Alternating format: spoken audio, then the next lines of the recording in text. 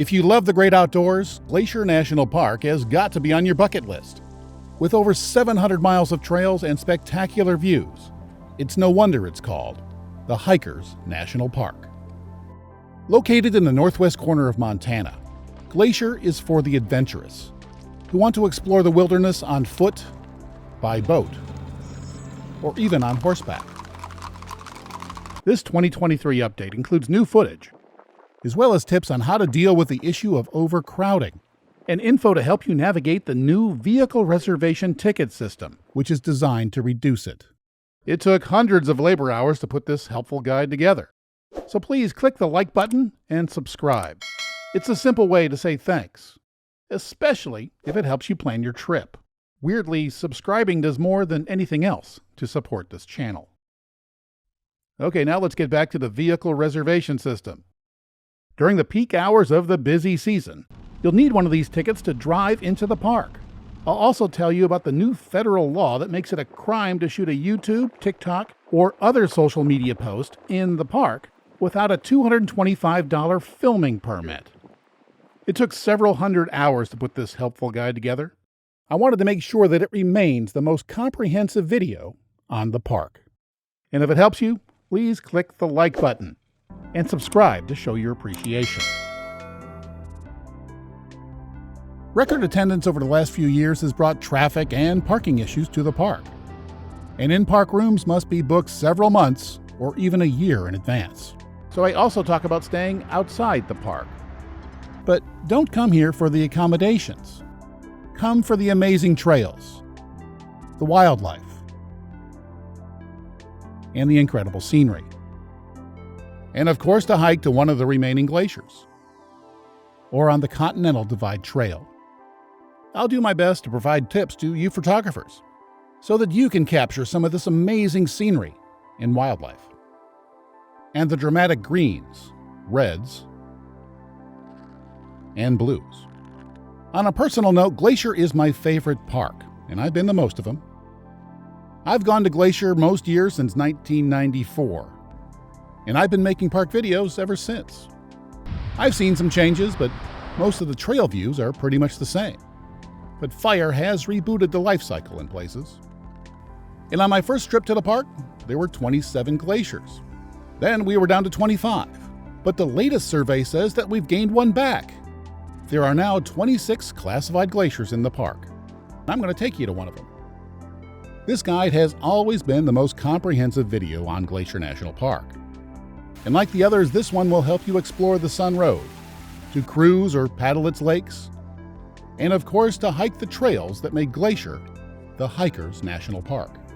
I'm going to take you step by step on many of the most popular trails in the park. And the passes here, well, they top out at just 6,700 to 7,200 feet, so it takes little time to acclimatize to hiking in Glacier. There are also flat trails, and some of these are just as spectacular as the high ones. I'll take you on long trails and short ones, past waterfalls, and through incredible valleys. The park has 5, well, I'm going to call them activity areas. And there's another in Canada's Companion Park north of the border. You can download a trail map of each area on the park's website, and you should, even if you're not a hiker. Okay, now here's an intro to each of these areas. Most enter the park here, on the west side near Lake McDonald. It's deeply forested over here, and it also tends to be crowded. There's camping and lodging in the little town site of Apgar, and in the historic Lake McDonald Lodge. And of course there's trails, some of which you can do on a horse. The base elevation here is the lowest in the park, and most trails are well below the 6,000 to 6,900 foot tree line. So they're shaded, which is handy on hot days. Many Glacier is in the northeast part of the park. It's a 2 to 3 hour drive from the west side. It has several beautiful valleys with fantastic trails, and the famous Many Glacier Hotel. It's also my favorite part of the park. There are flat trails with great views, strenuous hikes with great views, and my favorite trail, which ends at a glacier. The North Fork and Goat Haunt map extend to the Canadian border. The North Fork area has many remote finger lakes, which are accessed via rough gravel roads. Goat can only be accessed from a trail or through Canada. The St. Mary map includes trails along the east side of the Sun Road and Logan Pass. Here you'll find easy access to waterfalls near the Sun Road, hikes to high mountain passes, and popular trails at Logan Pass. Two Medicine is 70 miles away in the southeast corner of the park. When the park first opened in 1910, most park visitors came by train. They rode horses to Two Medicine and the rest of the park. Today, it's a 10-minute drive from the lakes that are surrounded by mountains, which are home to some of the park's best and most demanding trails. Glacier's sister park, Canada's Waterton Lakes, is another area worth visiting. It's the home of the Prince of Wales Hotel and the awesome but very difficult Crypt Lake Trail. Starting in 2023 in an attempt to reduce overcrowding, during prime hours of the busy season, you need a reservation to drive into one of these areas. If you're staying in the park, or if you have a reservation with a park service company, you also get a vehicle reservation for that day. But if you're staying outside the park, well, I'll explain how to get one of these vehicle reservations in a later segment. Yes, the park is big. It's 70 miles from West Glacier to Two Medicine. The fabulous Sun Road, it's only 50 miles long, but it usually takes 1.5 to 2.5 hours to cross it. But the Sun Road is more than just a conveyance. There are also several trails off of it. That's why I decided to start off with showing you the Going to the Sun Road and several of the trails that can be accessed from it. And if you're more interested in hiking, you might want to skip this section. Remember, you can skip ahead with chapter marks. You don't have to drive the Sun Road. You can also book a red bus tour in advance. Or you can take a hiker shuttle, though there may be a wait. Most people see the park by driving across one of the most scenic stretches of road in North America. It's called the Going to the Sun Road. We begin our 50-mile journey on the east side, near St. Mary. And if this is your first time, be sure to stop at the Visitor Center. The east side is much drier than the west, and about 1,200 feet higher, at almost 4,500 feet. So there are fewer trees to block the glacier-carved scenery. As we drive west, the road is sandwiched between Two Dog Flats on your right and St. Mary's Lake on the left.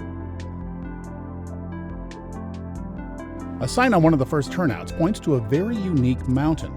The waters from this small minor peak flow to 3 different oceans: the Pacific, the Atlantic, and the Arctic. The power of ice is plain to see above Two Dog Flats. This is the first of many geological features that I'll point out along the route. Millions of years ago, this land was under the sea. Sediment layers build up over eons. Some of the rock in the park is over 1 billion years old. More recently, several ice ages have come and gone. The last really big glaciers receded 10 to 12,000 years ago. This relatively flat section is excellent wildlife habitat. Shortly after sunrise, large herds of elk come down from the mountains and head towards the lake. Bears and other predators also like to drink from the lake in the morning. Never approach a bear. And don't even think about getting out of your car. It's much safer to see them from the window. At the western edge of the flats is one of my favorite places to stay in the park: Rising Sun. This side of the park is adjacent to the Blackfeet Nation. In fact, this side of the park was leased to the U.S. by the Blackfeet under a treaty that allowed for the formation of the park in 1910. By the way, the full length of the road doesn't usually open until mid to late June, and July openings are not uncommon because of the massive effort required to clear all the snow. And weather tends to close the road by mid-October.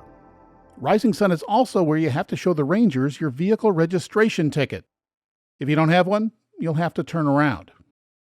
After this segment, I'll tell you how to get one. From the west, it can take 2 to 3 hours to get here. Luckily, there's a parking and rest area with a bathroom on the lakeside. The picnic area is nicely surrounded by trees. A short path leads to St. Mary Lake. This sign warns that a mountain lion has recently been seen in the area, so you need to be alert. The narrow beach is a nice place to take in the pleasant view, especially early in the morning. And if you're really lucky, you might even spot one of the smaller mammals in the park, like this alpine chipmunk. A little further up the road, there's a parking area for the St. Mary Boat Dock. I've taken this tour at sunset, and it's a good way to close the day. Just around the bend is one of the most photographed locations in Glacier National Park, the Wild Goose Island viewpoint. This is one of my favorite views in the park. I've been here 100 times, and it's always different and beautiful. The view changes throughout the day. At daybreak, it's dramatic. At mid-morning, the mountains are bright, and it's serene. In the afternoon, convection creates pretty clouds. And at sundown, it's almost spiritual. Perhaps even more so late in the season, when smoke, hopefully from distant fires, blurs the landscape. Fire is an important part of the forest life cycle. It's necessary for rebirth. In 2017, a small fire, by park standards, burned the mature forest around this section of the road. Even trees in Wild Goose Island were burned. The next section of road climbs to an overlook with parking above St. Mary Lake. It's a nice viewpoint. And yes, that's Wild Goose Island. Again, the view can be quite different depending on the time of day and the weather. Usually it's rather windy. In the afternoon, the clouds can be rather interesting.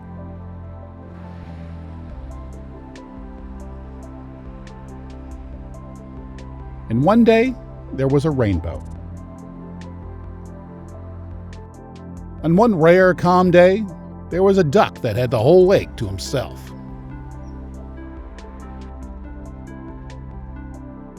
And if you're a rockhound, the opposite cliff face is interesting too. 2020 was my first fall trip to Glacier, and it won't be my last, because the color in early October was really nice. Driving through a burn area will elicit, mixed feelings. Dead trees aren't as pretty as a lush forest, but fire is natural and necessary. This one also made it easier to see the distant mountains. In a few places, it also revealed what was hidden. This is Lost Lake. It's just above the road, but the thick trees blocked it from view, so I had never seen it before. Turns out this is the home for a rare snail that only lives in this lake. The nearby Sun Point parking area is another handy place to get out of the car, explore a bit, and maybe even grab a bite to eat on a picnic table with a warning that, you don't see at many picnic spots. And it turns out that this warning was valid. While waiting to use the pit toilet, we saw a black bear mama and her 2 cubs feeding on the hill. Luckily, they were more interested in the berries than us. There's also a trailhead here leading to 3 waterfalls. The first is just 2/3 of a mile away. The trail is mostly flat with nice views of St. Mary Lake. It also offers a chance to walk through a burn area, which it turns out has many nice photo ops. In Bering Falls, it's not bad either. And on a hot day, the mist may help you keep cool. You can continue for another mile or so to 2 more waterfalls. This is a nice trail to get a little exercise on a day when you're likely to spend a lot of time on the road. As the road continues to the burn area, I was intrigued by a side track with its gate down. It turns out it leads to the remains of one of the park's historic cabins. Back in the day, this was a shelter for backcountry rangers. Today, it's a relic of the past that will hopefully be respected and left undisturbed.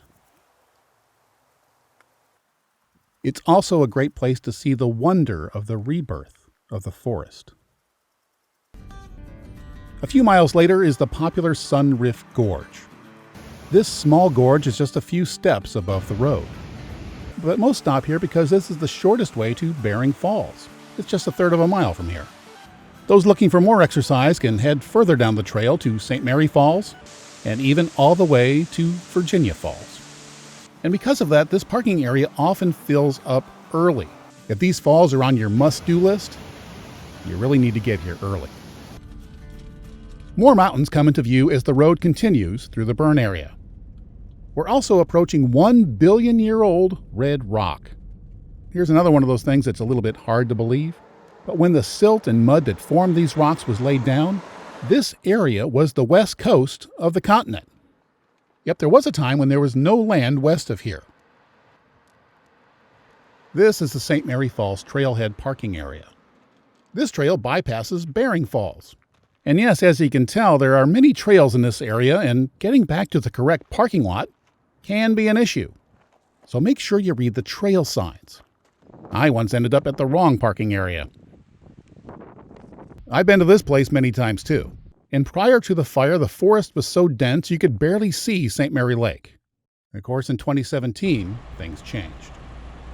The old went away and the life cycle restarted, allowing the sun to reach the forest floor, sprouting new life and young plants, a new food source. Behind those trees is a shy female moose, feeding on that new growth. And sorry, but here's one more science lesson before we leave this place. Look down. Many of the red rocks have fossilized ripples on them. Others have mud cracks. And one reason they're so well preserved? Well, they're so old that complex life had yet to evolve. The road cuts through even more colorful geology as it rises. In places, it's a more typical dull gray or pale yellow. But then a few miles away, it's bright green. And after that, a deep red. Near the pass, it cuts through the black band. The reason for the diversity is fascinating and explained well in roadside geology books, available in the gift shop. Even if you don't need the bathroom, this pullout has great views of the mountains. The road climbs out of the burn area towards the alpine section. It begins at the Jackson Glacier overlook. And when the weather gets bad, this is the point at which they close the road. This is the best place along the road to see one of the park's glaciers. Jackson is the largest glacier in the park, but this one, like all the others in the park, has shrunk over the decades. In 1997, I hiked up to Grinnell Glacier with Al Gore. I was also there when the U.S. Geological Survey inspected Grinnell Glacier 10 or so years later. Soon after that, the park's info sign started stating that all the glaciers in the park will disappear by the year 2020. This new one was installed in 2019, and it has no such claim. When I wrote the last version of this video, there were only 25 glaciers in the park. Today, the park claims there are 26. I shot this video in 2010. The glaciers have been melting for a very long time, since the Little Ice Age ended in the mid-1800s. But it's more noticeable now. This is the glacier in 2020. If you want to see it up close, there's a trailhead at the end of the parking lot. The heavily used 15.4-mile trail to the glacier begins here. It climbs over 2,400 feet, so you need to be in shape. I decided to go only as far as Gunsight Lake. This section of the road is well out of the burn area. The road is about to get twisty, so if you're a slow driver and there are cars behind you, be nice. And use one of the pullouts because, well, you can no longer pass after the curve towards Piegan Pass. And that's where the speed limit changes from 45 to 35. Shuttle stops and a parking area tell you that this is a popular hiking area. The sign says Piegan Pass, and it's a trail I've enjoyed, especially the path through the Screefield. But Siyeh Pass can also be reached from here, and it might be even better. This is the biggest of the two switchbacks on the east side. From here, the road climbs quickly, and around the next bend are a few pullouts with some of the best views in the park. This is one of those places where you can spend lots of time just taking it all in. If all the pullouts here are taken, don't worry, there's more up ahead. There are tunnels on either side of Logan Pass. This is the East Tunnel. The tunnels opened in 1933. They were the last sections of the road to be completed during its 9-year construction. The final switchback on this side is just up the road, And at the far end is Lunch Creek. This is another one of my favorite photo spots in the park. And if you're lucky enough to be here in mid to late summer when the beargrass and other wildflowers are plentiful, then it's even better. As the road gets higher, the views get more spectacular.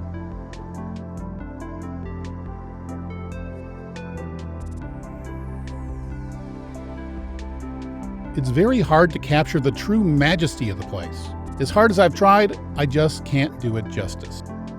It's really one of those places that you have to see in person to fully appreciate. And yes, you can ride a bicycle on the road, and a surprising number of people do it. And this ain't easy, because from the west there's over 3,000 feet of elevation change. This is the area called the Big Drift. Each spring up to 80 feet of snow collect here. This is Logan Pass. It's the highest part of the road. It's a very popular place, and the parking lot is often full by 8 in the morning. Even reservations for a red bus tour are often sold out for weeks. The free hiker shuttles, well, yes, they're first come, first serve, but even they can have long wait times. The visitor center houses several exhibits, a small gift shop, and a comfort station. And FYI, the outbuilding was extremely fragrant in October. This is one of the world's special places, and it gets even better when you get away from the parking lot. And I highly recommend that you try at least one of the trails. The railing, I was wondering where they put it. Apparently that's where they store it. Just behind the visitor center, a 3-mile round-trip trail leads to Hidden Lake. It's one of the most popular in the park. Here, grizzlies and other wildlife are often seen. In fact, it's not uncommon for the trail to be closed because of too much grizzly activity. And on most days, there are only goats. This is Hidden Lake from the overlook. On this day, this was as far as I could go because, well, a bear was spotted in the area. One of my favorite trails is just across the road from the summit side. The Highline Trail is part of the Continental Divide Trail that runs from Mexico to Canada. The farthest I've gone is the Many Glacier, and the view from Swiftcurrent Pass is one of my favorites. But you don't have to hike 15 miles to enjoy this trail. Just a 15 to 30-minute walk from the pass is amazing. And anyone in reasonable shape who's not afraid of heights should walk out to the shelf. It takes just 15 or so minutes to get to this view. On the way back, there's a nice view of the mountains and our road. Many people bring their dogs on their trips these days, and dogs are allowed in the park, but they are not allowed on the trails. And they must always be on a short leash. The symbol of the park is bighorn sheep. They can often be seen in or near the parking lot. And remember, these are wild animals, so don't approach them. The weather changes quickly up here. While it may be warm and pleasant in the valley, it can be cold and rainy or even sleeting or snowing at the pass. Clouds rush in from the west and are pushed upwards by the mountains. Cold precipitation is often the result during any month of the year. Meanwhile, east of the divide, only a few clouds may spill over the ridge. Most just evaporate in the dry air of the east. Back on the road, we begin the descent by passing another waterfall. But after just a short distance, we're going to stop. And a short iron walkway leads to an overlook with an excellent view of the Continental Divide. This part of it is called the Garden Wall. The Highline Trail is carved into it, as is the Sun Road below. And you photographers out there should keep in mind that it's going to be in shadow until the sun hits it in the afternoon. And this overlook is a great place to take it all in.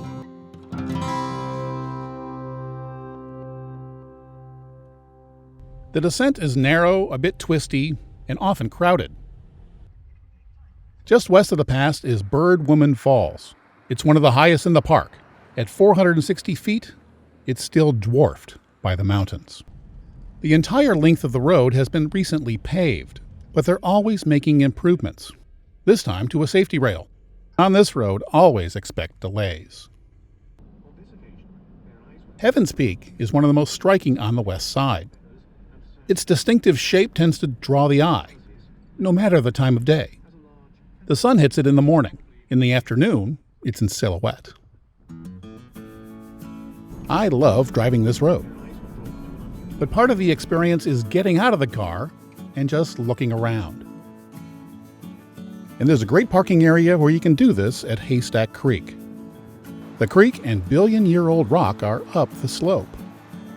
The last stretch of our road, it's at the bottom of the valley. And again, well, video just can't do this place justice. You really need to be here in person to get it.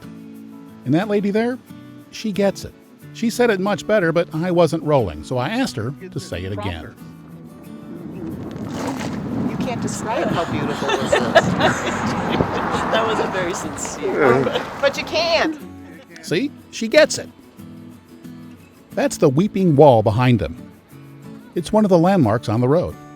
It's called that because water weeps out of the rock during the early season snowmelt. It does more than weep, making it a great place for photographers. Just past it, it gets twisty again. And it's easy to see why the Sun Road has a vehicle length limit of only 21 feet. Anything longer just can't make it around the bends. In the autumn, there's remarkable colors behind every corner. Much of this section hugs the cliff face. There's only one real switchback on the west side, and it's called the Loop. There's parking, a pit toilet, and more great views. This area has burned a couple of times in recent years, and an info sign tells the story. I was here in 2003 and saw it myself. It was the largest fire ever in the park. It burned much of the west side, including this area. I visited many times since then, but this is my first autumn visit. The color really helps differentiate old growth from the new. And of course, it's pretty. This spot also has the second best view of Heaven's Peak, even when it's a little smoky. The Loop is also important for hikers. This trail heads up to Granite Park, where it connects to the Highline Trail and then Logan Pass. A hiker shuttle stops here to drop people off, or to pick them up and bring them back to Logan Pass. The fall color makes it easy to see the size of the burn area, and it seems that deciduous trees are replacing some of the conifers. And that's McDonald Creek down the valley to the north. This is just another place in the park where it's really nice just to look around. The best, or at least my favorite view of Heaven's Peak, is just down the road a bit. This is the West Tunnel. There are pullouts on either side of it, and a short walk offers a little surprise. It's the best, or at least my favorite view of Heaven's Peak. And there's a viewing area on the other side. Avalanches are frequent occurrences during the spring snowmelt. And here the power of an avalanche is clear to see. Safety and the time required to clean up these avalanches is another reason the road opens so late. The road eventually levels out and follows the contour of McDonald Creek. Several turnouts provide creek access. At first, it just trickles over Glacier's famous multicolored rocks. And in places, calm waters reflect fall color. Further down, there's small cascades. At Red Rock Point, there's bigger ones. The trail leads to a wooden overlook. At certain times of day, two-legged wildlife tend to visit the swimming hole. Curious types will find a few places to explore here. FYI, several years ago, I broke a rib doing something similarly curious in this same area. But anyway, early in the year, the water tends to be a bit higher. This was shot in early June. I had never seen it like this before. Soon you'll see another large parking area that's full by 8 o'clock in the morning. It's for the Trail of the Cedars. It's one of the most popular places in the park. Here, a 0.7-mile boarded wheelchair-accessible trail winds its way through an old-growth cedar forest. At the far end, you'll hear the sound of falling water. It's Avalanche Creek, where it narrows into a small but beautiful gorge. In October, the water is low. Earlier, it's much more dramatic. The bridge is a turnaround spot for most. But if you keep going for another 1/10 of a mile, you arrive at the trailhead for Avalanche Lake. The lake is just 2 miles and a moderate climb away.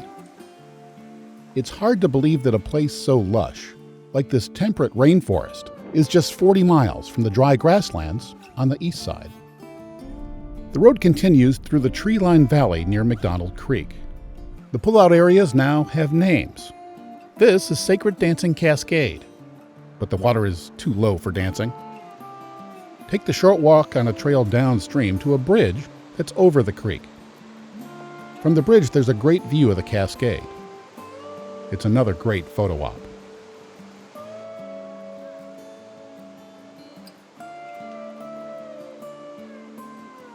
And below the bridge, there's plenty of space for quality family time.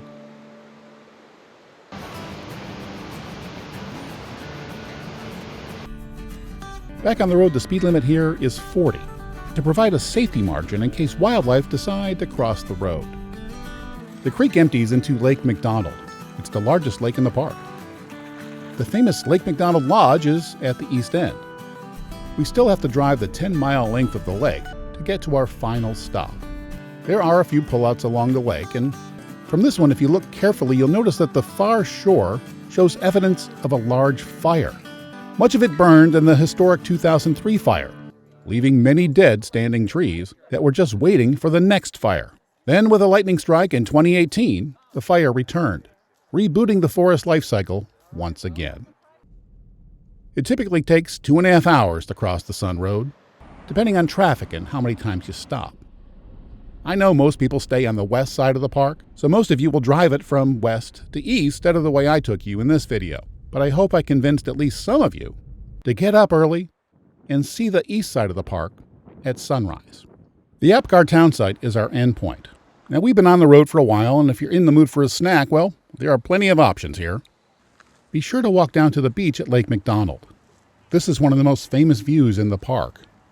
It's best in the afternoon, unless it's smoky like it was this day. Okay, now it's time to wrap this up. I hope you enjoyed our little journey. We started where the grassland prairie meets the mountains. We saw remnants of a glacier that carved them, and the wildlife that call them home. The road took us to easy trails and provides us access to the alpine backcountry. The trees and color remind us that our world is always changing, and that there are different types of beauty when you look for it. Perhaps in a dark rainforest. Nowhere else can you experience all of this in just a few hours, except on the amazing Going to the Sun Road. Well, that's the amazing Going to the Sun Road. Driving it is a great way to get to know the park, as is a stay in one of the park's historic lodges. But since they're pretty much booked up for this year, I'll show you some of the trails, which is pretty much why the hotels are booked. I'm going to start with a flat one in the beautiful Many Glacier area. It follows a chain of lakes to a 3,000-foot wall on the Continental Divide. It's called the Bullhead Lake Trail. Hiking a trail with lots of elevation gain on the first day in the mountains is not a good idea. To help your body adjust, spend your first day exploring the Sun Road or hiking a flat trail. One of the best flat hikes in the park is the Bullhead Lake Trail. It's in the Many Glacier area. The trailhead is located near the Swiftcurrent Motor Inn parking lot. The trail begins in trees. One is rather unique. After about 5 minutes, a spur trail leads to Fisher Cap Lake. Moose live in this area, and they feed in the lake nearly every day. Some say that most of the images of moose you've seen in nature calendars were taken at this lake. They feed on plants that grow in shallow water. The females tend to feed in groups for up to hours at a time, providing plenty of time for photographers to get a nice shot. They train their young to hide in the nearby brush. Moose move methodically in the water, but they can move quickly when they want to. Moose are the largest members of the deer family. This is clearly apparent when they get on shore. They are accustomed to people, but they are still wild, and you shouldn't get too close. Bulls tend to feed by themselves. The best time to see them is late afternoon to early evening. Bears tend to come down here around dusk, so it'd be a good idea to be off the trail by then. Deer also feed here, near the shore. A few minutes further down the main trail, there's an interesting green rock formation. In places, berries grow along the trail. They are a favorite food of bears. So where there are berries, there eventually will be bears to eat them. Talking, singing, or making any noise that sounds human is a good idea when walking in bear country. About 1.5 miles from the trailhead, you're at the eastern end of Red Rock Lake. It's another 1/3 of a mile to Red Rock Falls. From time to time, the trail heads through trees.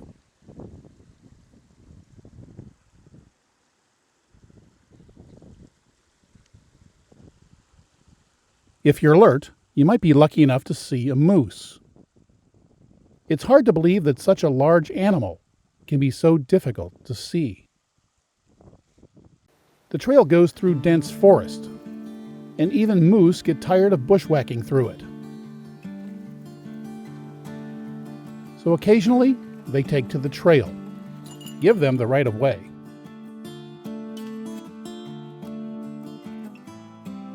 Just before the falls, the geology gets bizarre again. Just imagine the forces required to bend this rock formation. Also notice that earlier the rock was green. Here it's red. Rangers frequently walk the trails looking for signs of bears. Anything out there of any interest? Well, fleeting sighting of a grizzly. This ranger was warning hikers that a grizzly was using the trail to get over the mountains via Swiftcurrent Pass. Red Rock Falls is at the 1.8-mile point. This is a favorite spot for families. There are plenty of rocks for kids to climb on. So far, the trail has gained only about 100 feet.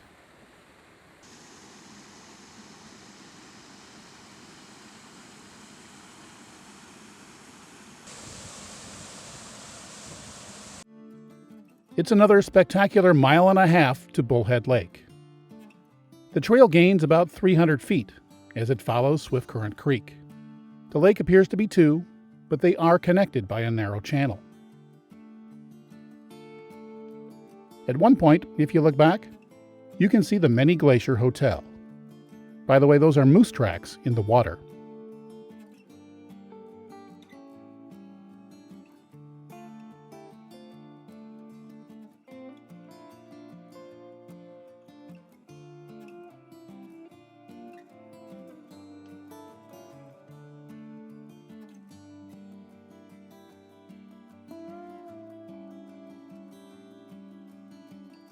The larger pool is about 3.5 miles from the trailhead.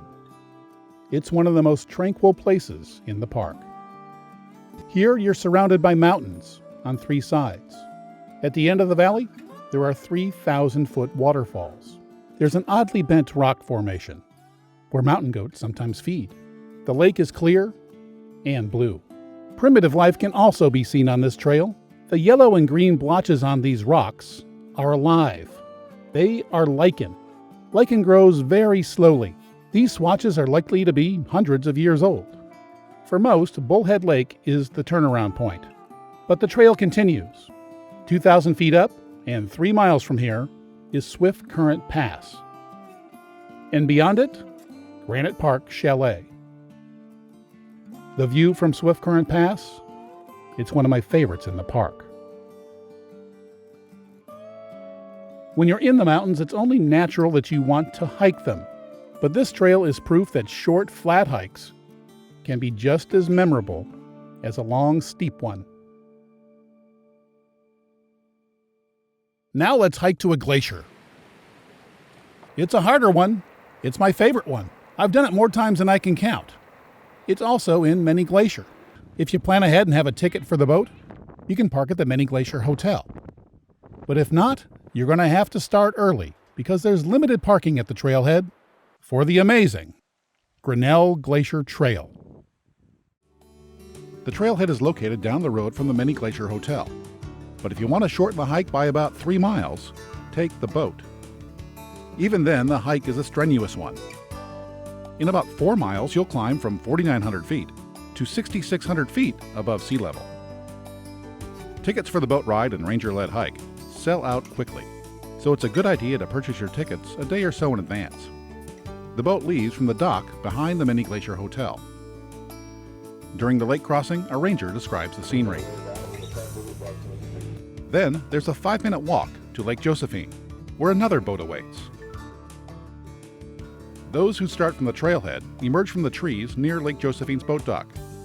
They then follow the trail along the northern shore. The weather can change rapidly near the Continental Divide, and on this September morning, frost covered the gangway. After the hike, when the boat picked us up, the temperature was near 70. Ranger hikes begin with a talk about safety. This is bear country, and bears have the right of way. We learn the best way to avoid a bear encounter is to make noise. When a bear hears a human voice, it will likely get out of the way. But if you surprise a bear, it's likely to be unhappy, and you may have to use your bear spray to fend him off. The trail heads into the woods on a boardwalk over marshy ground. Just a few hundred yards from the boat landing, the climb begins. The trail gains a few hundred feet in the first 30 minutes, and on most days, the wind grows stronger. Soon your efforts pay off with amazing views of Mount Gould, which dominates the head of the valley. On ranger-led hikes, you'll have plenty of time to rest, as you learn about local geology, wildlife, or any subject in which the ranger is fluent. This ranger is into geology. She tells us sediments which make up the rock of this trail are very old. The layers were laid down hundreds of millions of years, even before dinosaurs existed. Right next to the trail, there's evidence of the powerful forces which bent the rock and formed these mountains.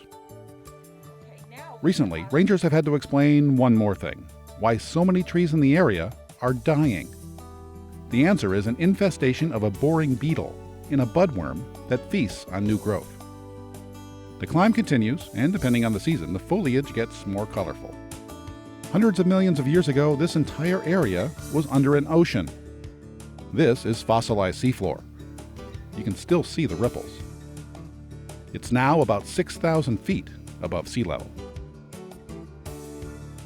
There's a gentle rise over the next mile and a half, bringing Salamander Glacier into view, which is just above our destination. The saddle is reachable from the other side of the mountains via the Highline Trail. There are fewer trees the higher up you go, and the views of beautiful lower Grinnell Lake get better and better. The lake gets its vibrant turquoise color from small rock particles that were scraped off by the glacier. There are other trails in the area. A trail on the opposite side of the valley leads to Piegan Pass. Bears aren't the only mammals on the trail. This little guy will attempt to get your food, but don't let him. In this section, lower Grinnell Lake is a constant welcome companion. The scale of the scenery is hard to capture in a camera. Somewhere on that rock face is the trail. In a few minutes, you're beside another cliff face. In many places, the trail is little more than a narrow shelf carved into the rock. There are a number of waterfalls on the trail, but even in this remote location, parasites may be present, so water must be filtered before drinking.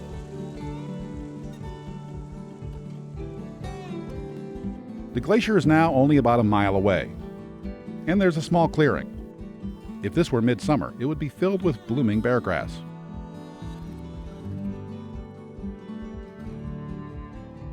After the clearing, it gets steeper. It's a single track, wide enough for only one to pass at a time. Then there's an outcrop that provides one of the best views in the park.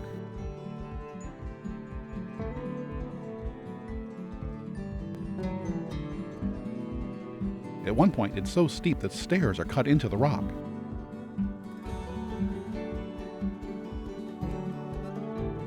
Soon, you can hear the waterfall at the end of the valley, and there's another incredible view. Depending on your speed, you've been on the trail for 2 to 3 hours by this point, and you've climbed about 1,200 feet. So you need to be reasonably fit. Or an 8-year-old boy accompanied by his rightfully very proud father. Grinnell Glacier is one of the most studied in the park. This lot is a U.S. Geological Survey team. At times, the trail can be quite narrow. Walking it may look perilous on camera, but it's not. Soon you can hear the waterfall. Eventually, this meltwater will flow all the way to the Arctic Ocean. The trail was built in the early 1900s, but the first explorers bushwhacked their way up here in the 1850s. Back then, the ice extended all the way to the fall. Turn around to see where you've come, and you'll see the U-shaped signature of a glacier-carved valley and a string of aquamarine lakes. The boat dock where we started is at the near end of the second lake. Bears like this part of the trail because it's lined with berries. Ripe thimbleberries actually taste pretty good. Just before the rest area is the best view of the formation called the Angel's Wing. It looks like half the mountain was sheared off, and it was, by a glacier that once filled this valley. The rest area is a large open area with benches and a pit toilet. It's about 0.3 to 0.4 tenths of a mile from the top of the trail. The hardest part of the hike is still to come, so this is a good place to stop, rest, have lunch, and maybe add a layer of clothing.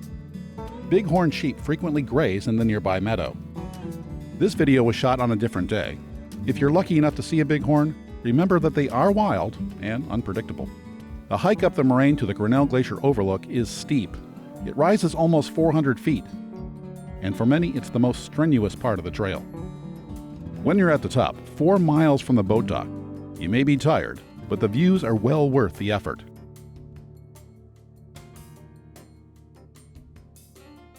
If you're lucky, you may see a bighorn sheep up here too. Few continue to the glacier. Most just rest here and take in the amazing scenery. The glacier itself is still about a half-mile away.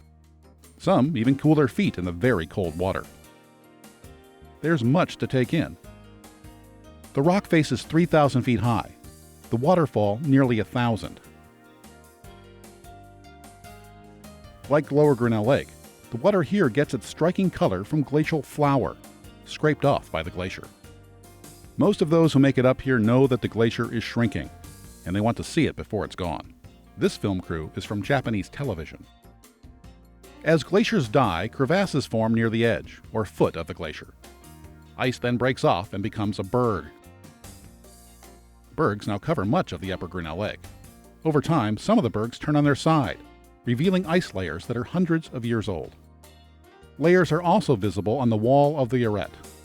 They were laid down over 1 billion years ago. This is Salamander Glacier. In the early 1900s, it was connected to Grinnell Glacier. Today, the two glaciers are separated by hundreds of feet of rock. To get to the glacier, you'll have to cross a stream. I've seen just how fast the ice is melting. When I was here in 1995, the glacier was about 500 feet longer than it is today.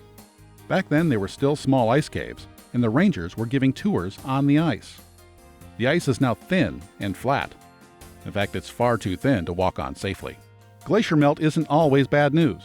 In the 1930s, ice covered this spot. When it melted, it revealed 1.4 billion, that's with a B, year-old fossils of what was once the Earth's dominant species. These are stromatolite fossils. These humble algae colonies are responsible for giving the Earth its breathable oxygen. Before them, the atmosphere was carbon dioxide, but their waste gas was oxygen. They were formed in warm, shallow seas, proof that this ice-covered mountaintop was once a tropical shoreline. By now, you might be wondering what sort of effort is required to reach this spot. So I asked hiker Tim Curry about his thoughts. And that last 4/10 of a mile was a little steeper than I expected. So is the effort worth the view? It was absolutely worth it. I would recommend this to anybody who's of sound limb, but I wouldn't recommend it to anybody who was not quite in shape for the mountain, because you do feel the altitude. It is a steep climb, it's very rocky, and you should be in shape for it. And fitness clearly is not based on age. This grandma did it, and she's 77. And she didn't take the boat. She started from the trailhead, 5.5 miles away. It took her 4 hours to get here. And what did she think of it? Ah, it's marvelous. The Grinnell Glacier Trail is one of the most scenic in North America, and one of the few that follows a glacial valley past stunning vistas with an incredible lake, and then ends at a remnant of the last ice age. This is more than a beautiful place. It's also a great place to learn something about geology, the earliest forms of life, and climate change. So when you're in Glacier National Park, if you do only one hike, the Grinnell Glacier Trail is the one to do.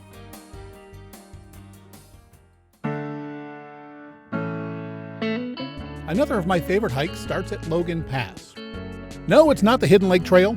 Sure, it's one of the park's most popular. But it's too crowded for me, so I've only done it once. And unless the weather is really nice, there's only a fair photo op at the top. I much prefer the Highline Trail and its connecting Swiftcurrent Pass trail, which takes you all the way to Many Glacier. It begins just across the road from the Logan Pass sign. If you're in good shape, you can take it over 15 miles all the way to Many Glacier. But if that's too much for you, there are options. You can take it just 11.8 miles down to the Loop on the Sun Road. Or you can take it for just over 2 miles to a place I call my lunch spot. This short option has spectacular views, and because it's out and back, you don't have to arrange for transportation back to Logan Pass. I do at least one of these variations every single time I'm in the park.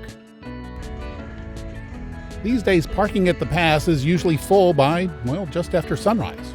Even in October, I got there about 7:30 in the morning, and I was lucky enough to nab one of the last 3 parking spots. So if you're going to do this one, you might want to book a red bus tour a couple of months in advance, or be prepared to wait in line for a hiker shuttle. In this segment, I'm going to take you all the way down to Many Glacier. We'll traverse the famous shelf, walk along the garden wall, and take a break at my lunch spot, where we'll meet some goats. We'll climb up the haystack and endure a spur trail and a horribly steep trudge up to the Grinnell Glacier overlook, before resting at the halfway point, which is Granite Park Chalet. Then we'll cross the Continental Divide over Swiftcurrent Pass and hike down 2,300 feet, past several lakes and Red Rock Falls, to our journey's end at the Swiftcurrent Motor Inn. This segment includes images from several of my hikes. A signpost at the trailhead reminds us that this is bear country. There are more than 500 grizzlies in the park, and as the sign says, there is no guarantee of your safety. As recently as 2019, a man went missing on this trail. But anyway, here's some advice: don't hike alone. As we descend a couple hundred feet on this easy slope, allow me to provide some trail difficulty info. A walk to my lunch spot is pretty easy, without a lot of up and down. The walk back up this slope is probably the hardest part. The hike down to the loop includes over 1,000 feet of up and over 3,000 feet of going down. And going down can be quite hard on your knees, especially if you're not using hiking poles. You need to add about 1,000 feet of up and down if you decide to take the extra climb to the overlook. The hike to Many Glacier has about the same amount of up and down as the Loop Trail, with a few more miles of flat hiking.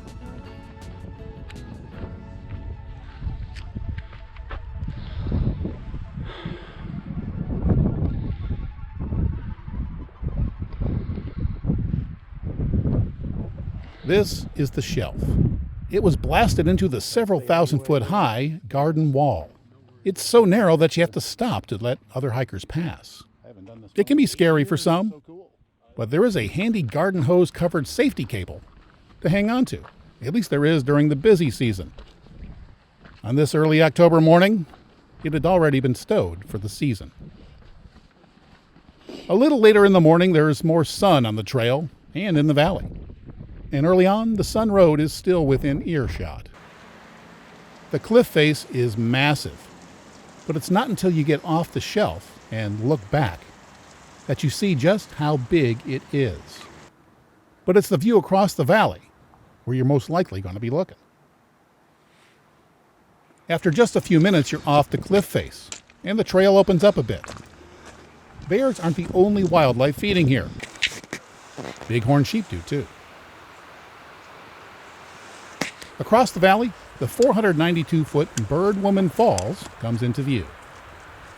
The trail cuts across the safety of a scree field. Then you're back in the trees where bear precautions are necessary. Some wear bells on their boots to let bears know that they're coming. But most rangers say they're not loud enough. Hey, bear. Talking, singing, and generally making noise is deemed the best way to let a bear know that you're coming. And then they usually get out of the way. Some of the smaller creatures in the park may come out in hopes that you'll toss them a crumb or two. But don't. It's best to keep wild animals wild. The trail continues along the garden wall. And by now, you can no longer hear the traffic. It's only natural to spend most of your time looking down the trail. But the view up is also impressive. This is a place where you're truly surrounded by the magnificence of Mother Nature. At this point, we're only about an hour out from Logan Pass. It's been a pretty easy stroll. And if you're not going the whole way, remember you can turn around at any point. You never know what you're going to see on the Highline Trail. Here a mountain goat family grazes next to the trail. These goats may seem cute and docile, and most of the time they are. Like all wild animals, they are unpredictable, and it's best to keep your distance. This part of the trail is pretty flat and open, with fantastic views of the mountains on the other side of the valley. At a little over the 2-mile point, there's another grove of trees, beyond which there's a right turn onto another shelf that's been carved into the cliff face. This is my lunch spot. And if you don't have the time or the energy to do an entire trail, this is a great turnaround point. I call it my lunch spot because there are shelves carved into the cliff face.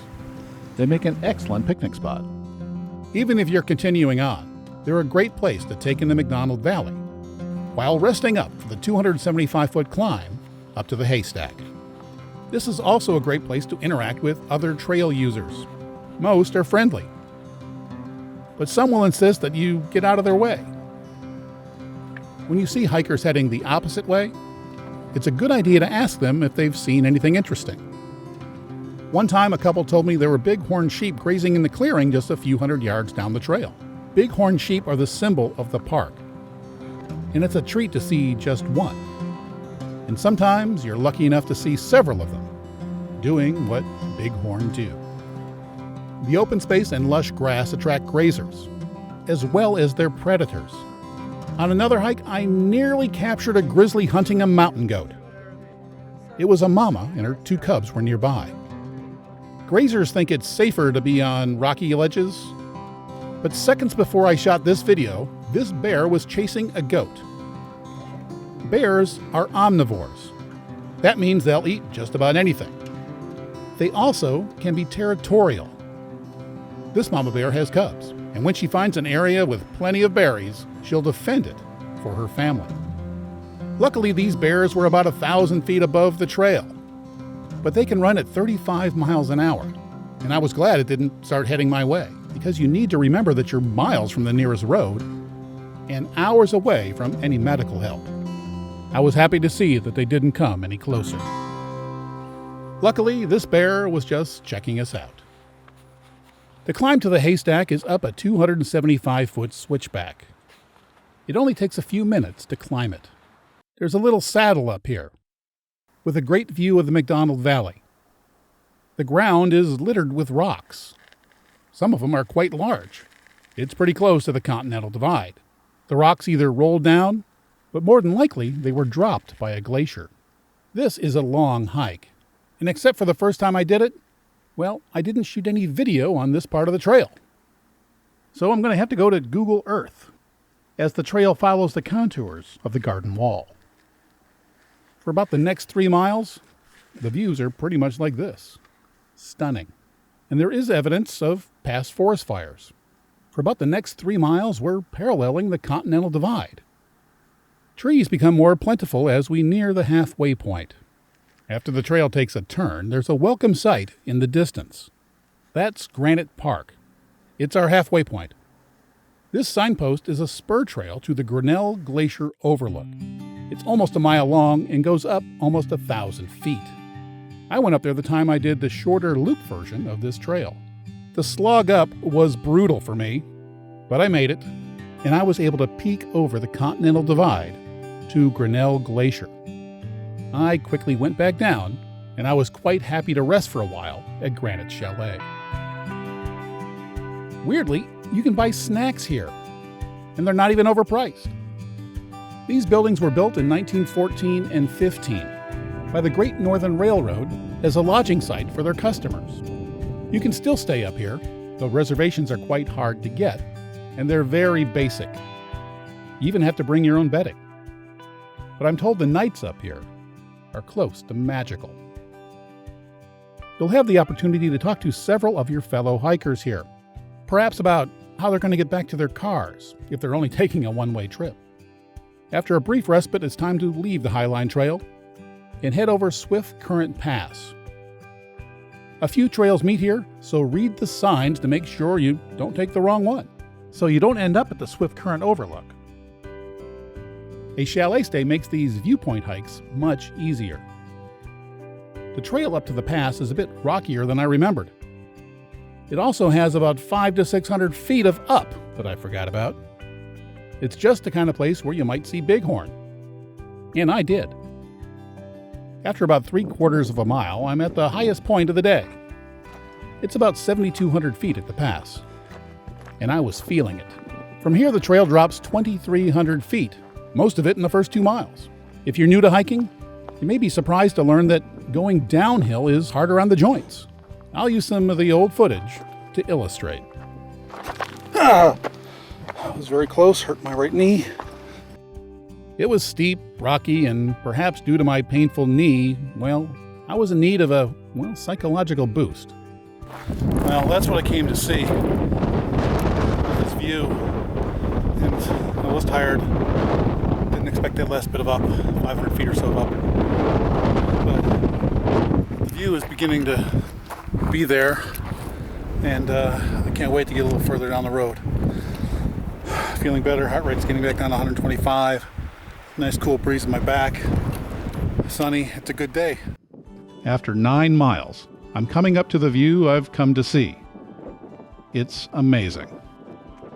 I'm at over 7,000 feet, looking 2,000 feet down a valley that was carved by a glacier 12,000 years ago, leaving a chain of beautiful lakes. In addition, I can faintly hear the sound of 3,000-foot waterfalls. This is a special place. There is no other way to see this. You have to hike here. You'll have to endure exhaustion, blisters, and pain, while hauling yourself, your sustenance, and your cameras for 8 hours to see this. They say that you appreciate things more when you earn them, and they're right.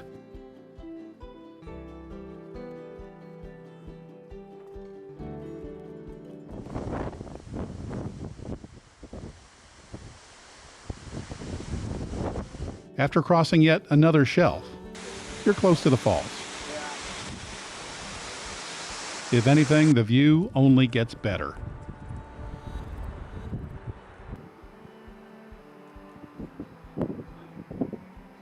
It's a magnificent The falls begin at a melting glacier.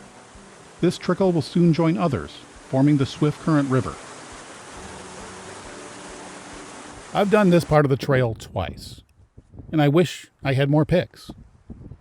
Both times I was simply too distracted by the valley. This trail, like other alpine trails, are only open a few months a year, because the rest of the time they're covered in snow. This was shot in mid-July, and it was almost impassable.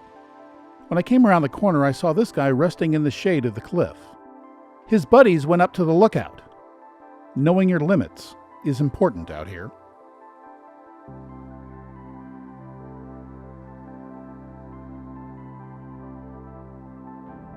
Several wide-eyed minutes later, I'm on the valley floor. I look back and realize that this meltwater is just starting a journey that will end in the Arctic Ocean. And by the way, it's important to learn the types of scat. That was dried bear scat. The first suspension bridge means that there's 4 miles to go.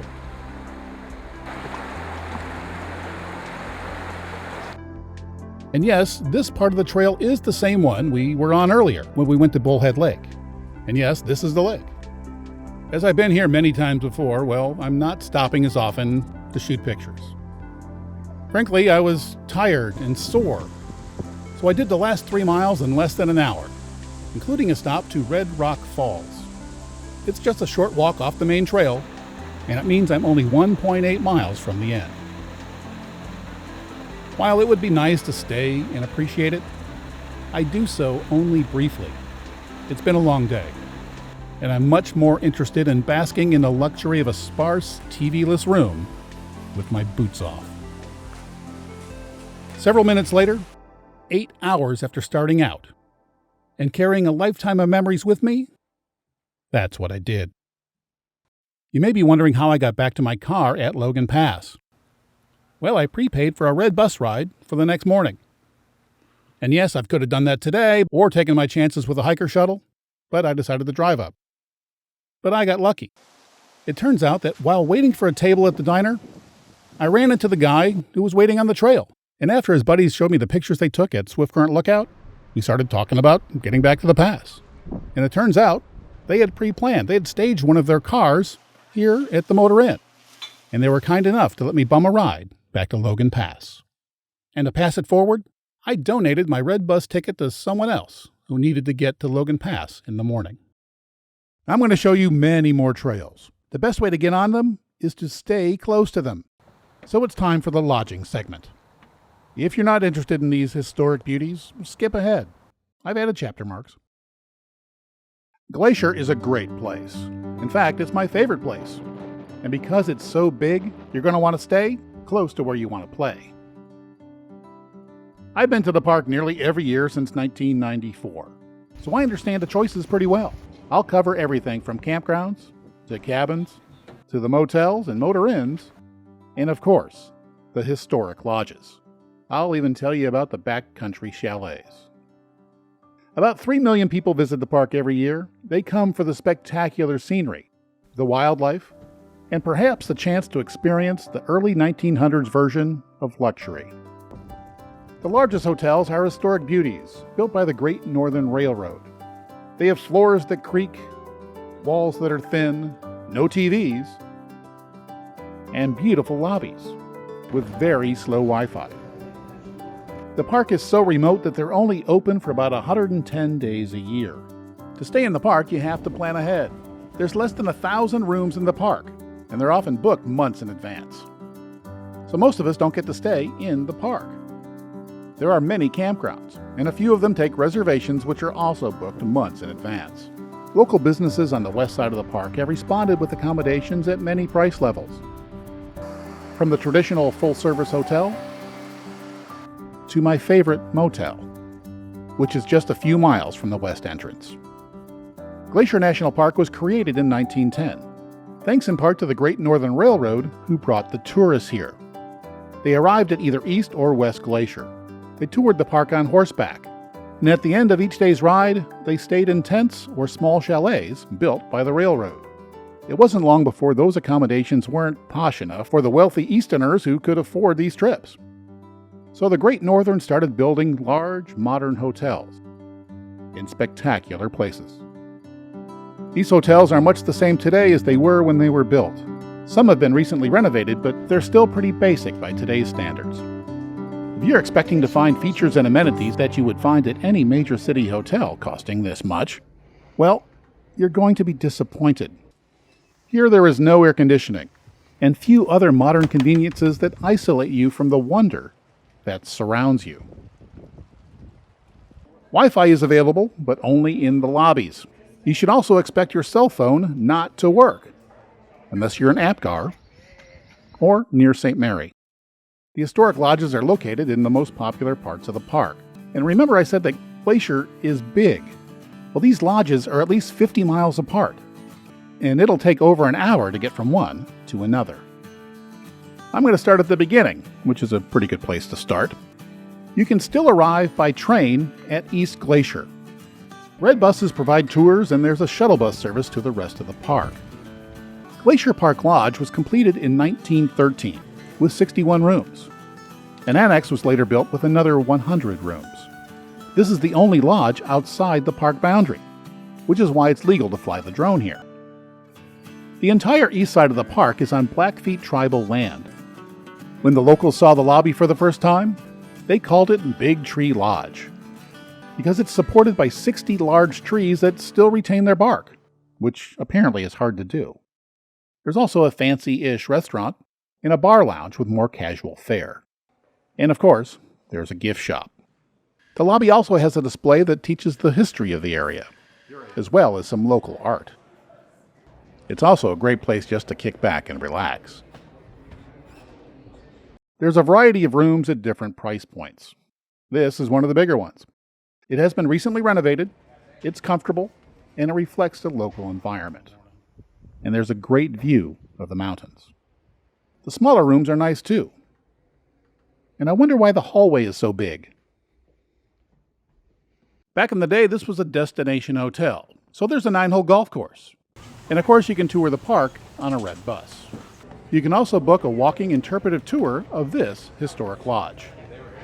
And if you want to get married here, they do that. It's become a popular wedding venue, and they got 3 ballrooms. The drive to Two Medicine, which is in the park, it takes a 15-minute drive through the town of East Glacier. We go past the golf course, and then onto a high, twisty road that's actually a lovely drive. And you need to know that starting July 1st, 2023, you need a vehicle reservation ticket as well as a park pass to drive into Two Medicine. They're doing this because the summer months, well, it was just getting too crowded. But if you're staying in the East Glacier Lodge, you also get a vehicle reservation ticket for Two Medicine for the days that you're going to be staying there. But check the website because things tend to change. This is the Two Medicine Gate. In June, I didn't need a vehicle reservation. When the Sun Road is not fully open, this corner of the park tends to be pretty busy. Just about a mile past the gate, I tried to park at a trailhead. But even on an early June day, I had to double park just to get this shot of the trail. The main Two Medicine parking area is a couple more minutes down the road, near Two Medicine Lake. Parking place, please. The parking lot's full up. Here too, on this cold, rainy day, the main lot was full, and it was just after 10 in the morning. But luckily, the camp store lot wasn't full. The camp store provides services for the campground nearby, which has about 100 sites. The sites here are available on a first-come, first-served basis.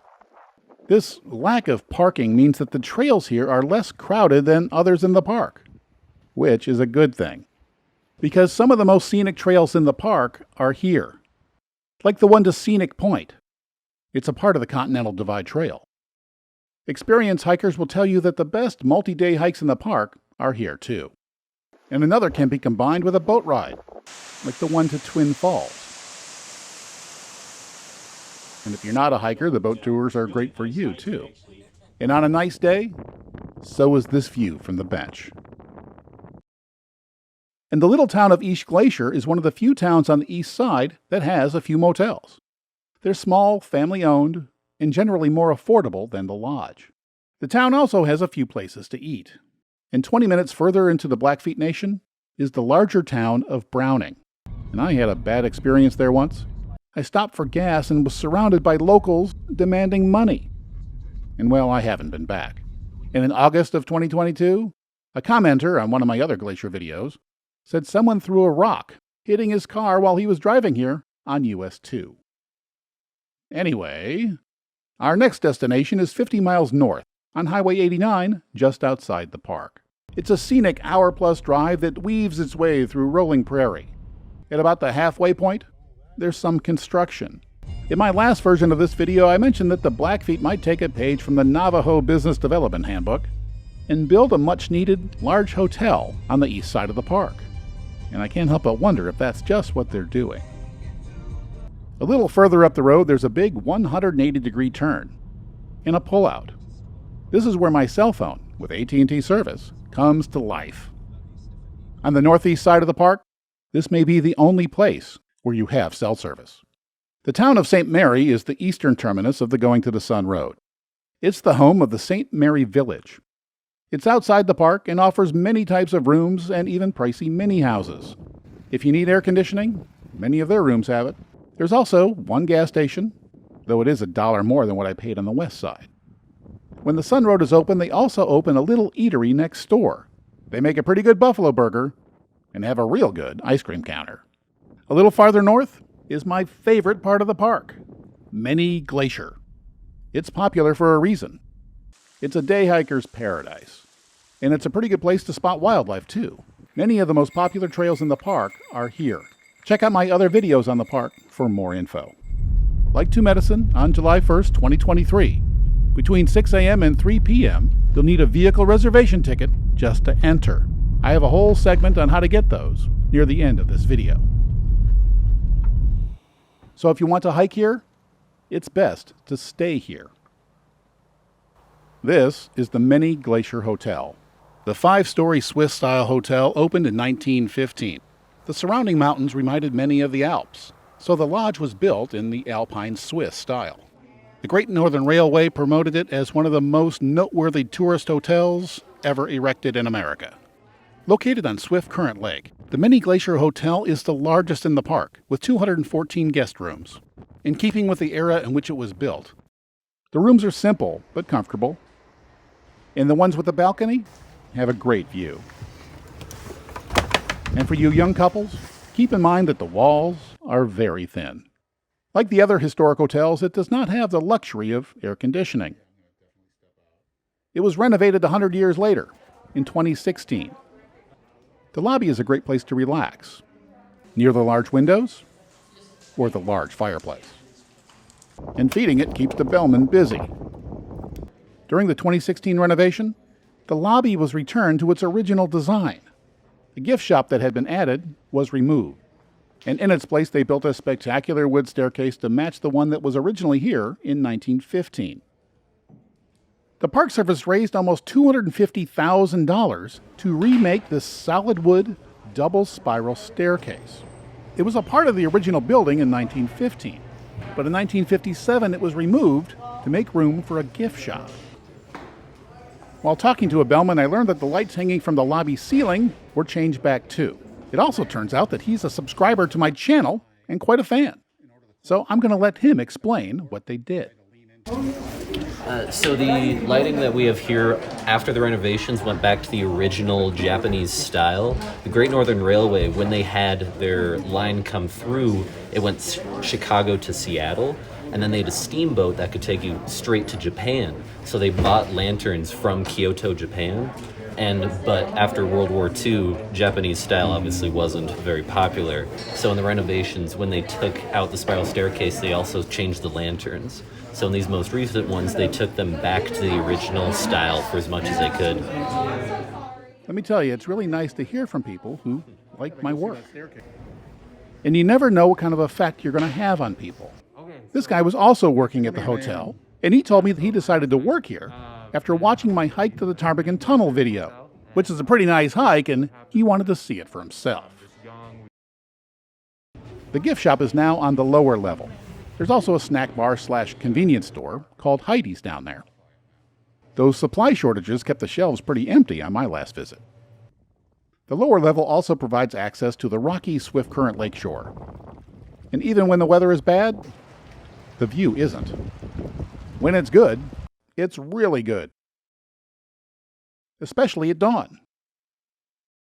And the sunsets, they're not bad either.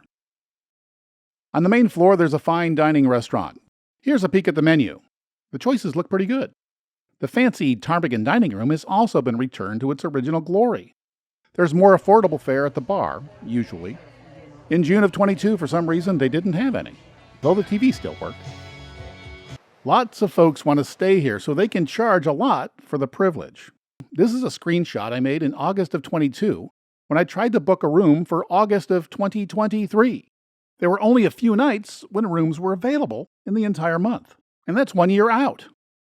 In February of 2023, I again checked the website for the company that books the historic lodges that are inside the park. There were only 2 rooms available in any of them after July 1st.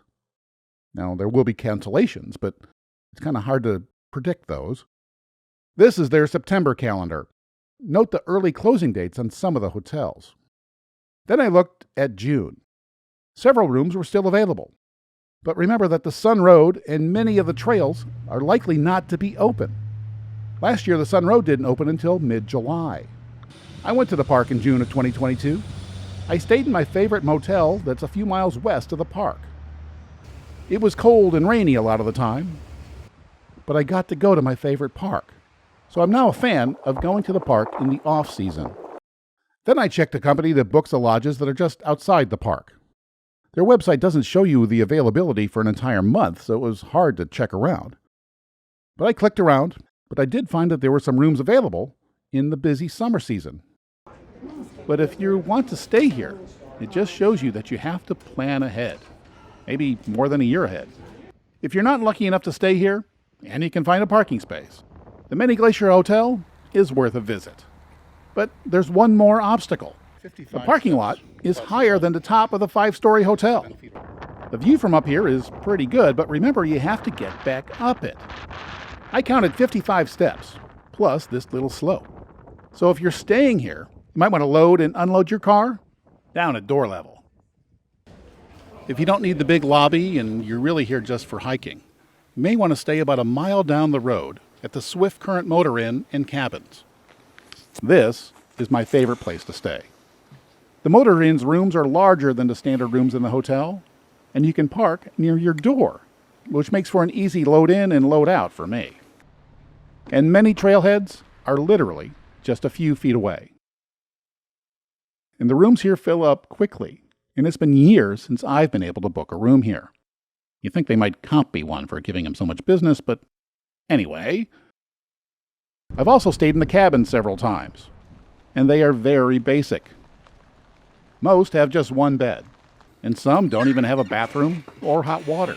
They might be too basic for you, so be sure to ask for what they include. For example, is there hot water? There are some 2-bedroom cabins, and they do have bathrooms and hot water. But when you're here to do some hiking, what more do you really need?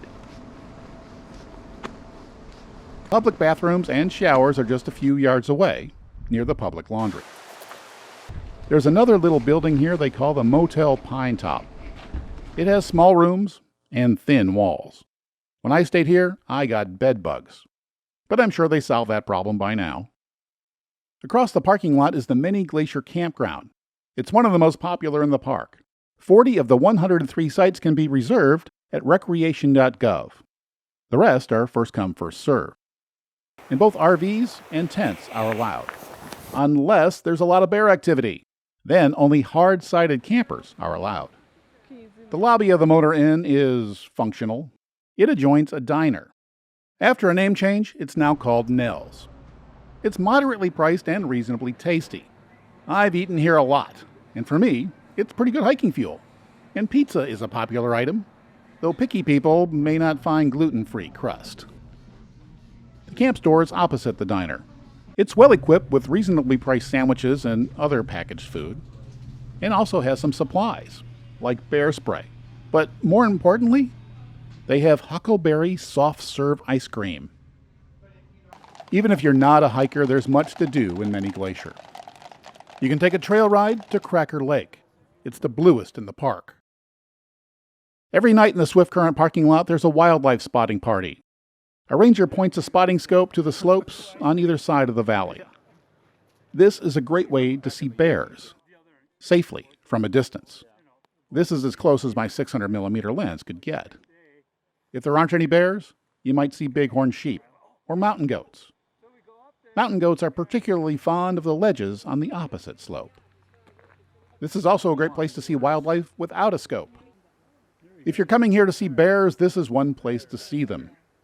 The Iceberg Lake Trail is often closed because of too much bear activity, and moose are common in a nearby lake. And I was once lucky enough to see a porcupine. The lake the moose feed in is Fisher Cap Lake. It's just a short walk from the Swiftcurrent lobby down this path. The moose go to the lake to feed, and they tend to do so most evenings around dinner time. But it's important to remember that this is not Disneyland. Sometimes we encounter bears on their search for berries. It's important to remember that this is the wildlife's home. We are the intruders. If you want to see what happens with a mama bear and her cubs around the trail, Watch the Iceberg Lake segment of my long hiker video on my channel. We were lucky. On my first visit to the park, a man on the same trail wasn't.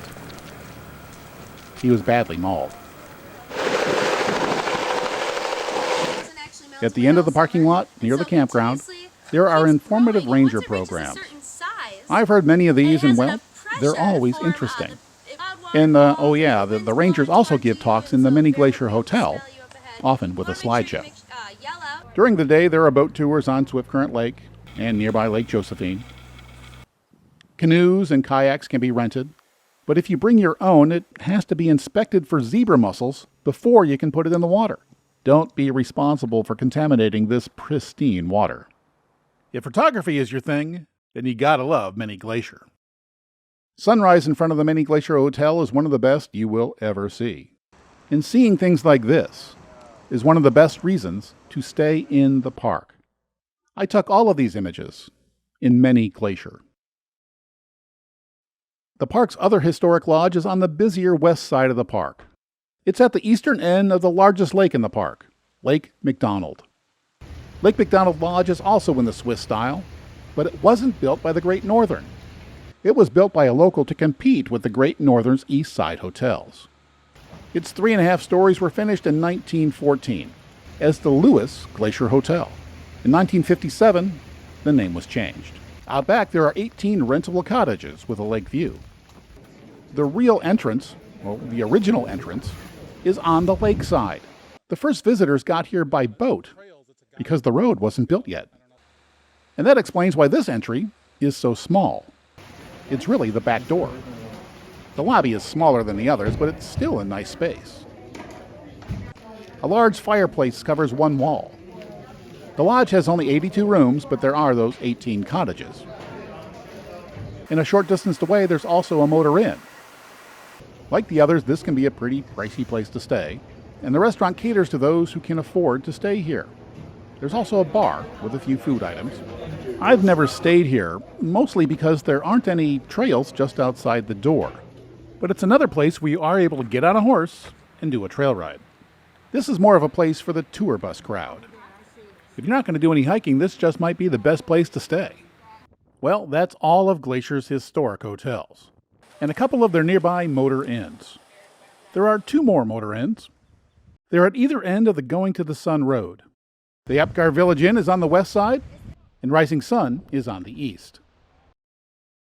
We're going to start 10 miles west of the Lake McDonald Lodge, where a few buildings make up the town site of Apgar. The Apgar Village Inn is on the west shore of Lake McDonald. It's the only place where you can get a room this close to a lake. Another advantage to staying here is that you're in a little walkable town with shops, cafes, and other services. You can rent a kayak, an e-bike, or even a can of bear spray here. You can also book a horseback ride or a rafting trip. And for the kids, in nearby West Glacier, you'll find a hatchet and matches store with a fine example of vertical integration, because they sell first aid kits too. Did I say that with enough sarcasm? Anyway, the small town feel is probably one reason the Apgar Village Inn is already fully booked for most of 2023. Of course, it can also be because this is the view from the rooms. And they have little kitchens too, so you can save money on meals. The Apgar Village Inn has a lot to offer, but to stay here, you have to plan way in advance. You'll have to grab one of the rooms as soon as they are released on the website. There's also a campground. It's the largest in the park, and one of only 5 that take reservations. And the only way to book them is on the recreation.gov website. The campground has trees that provide tent and RV campers with shade and some privacy. There's potable water, flush toilets, and showers. On most evenings, you can take a short walk to the amphitheater to take in a ranger talk. And now, let's talk about the sunsets. A lucky few get to see them from their door. The rest of us are lucky enough to see them from the lake shore. It's one of those rare communal moments when everybody just stares in silence. A little later, it's a great place to stargaze Yes, that's the Milky Way. And if you're really lucky, you may even see the northern lights. If possible, the pre-dawn and sunrise is even better.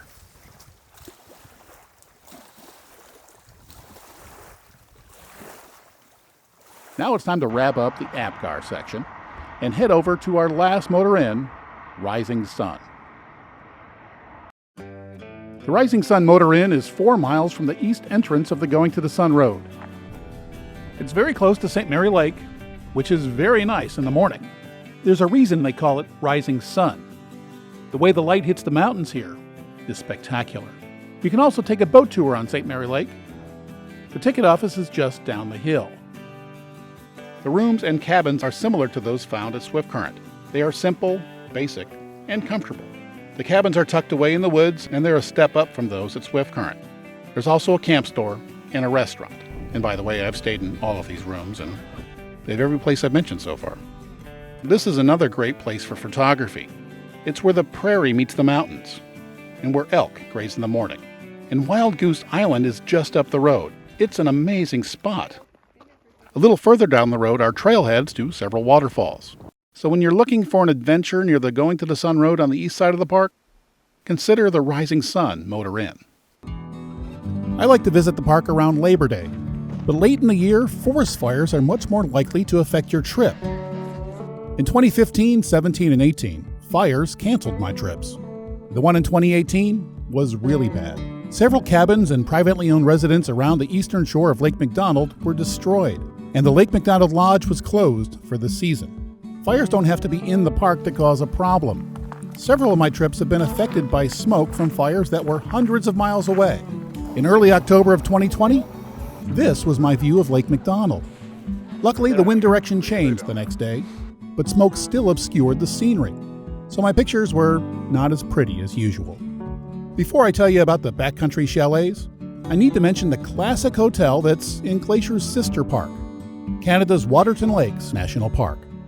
In 1932, these parks were united to form the first international peace park.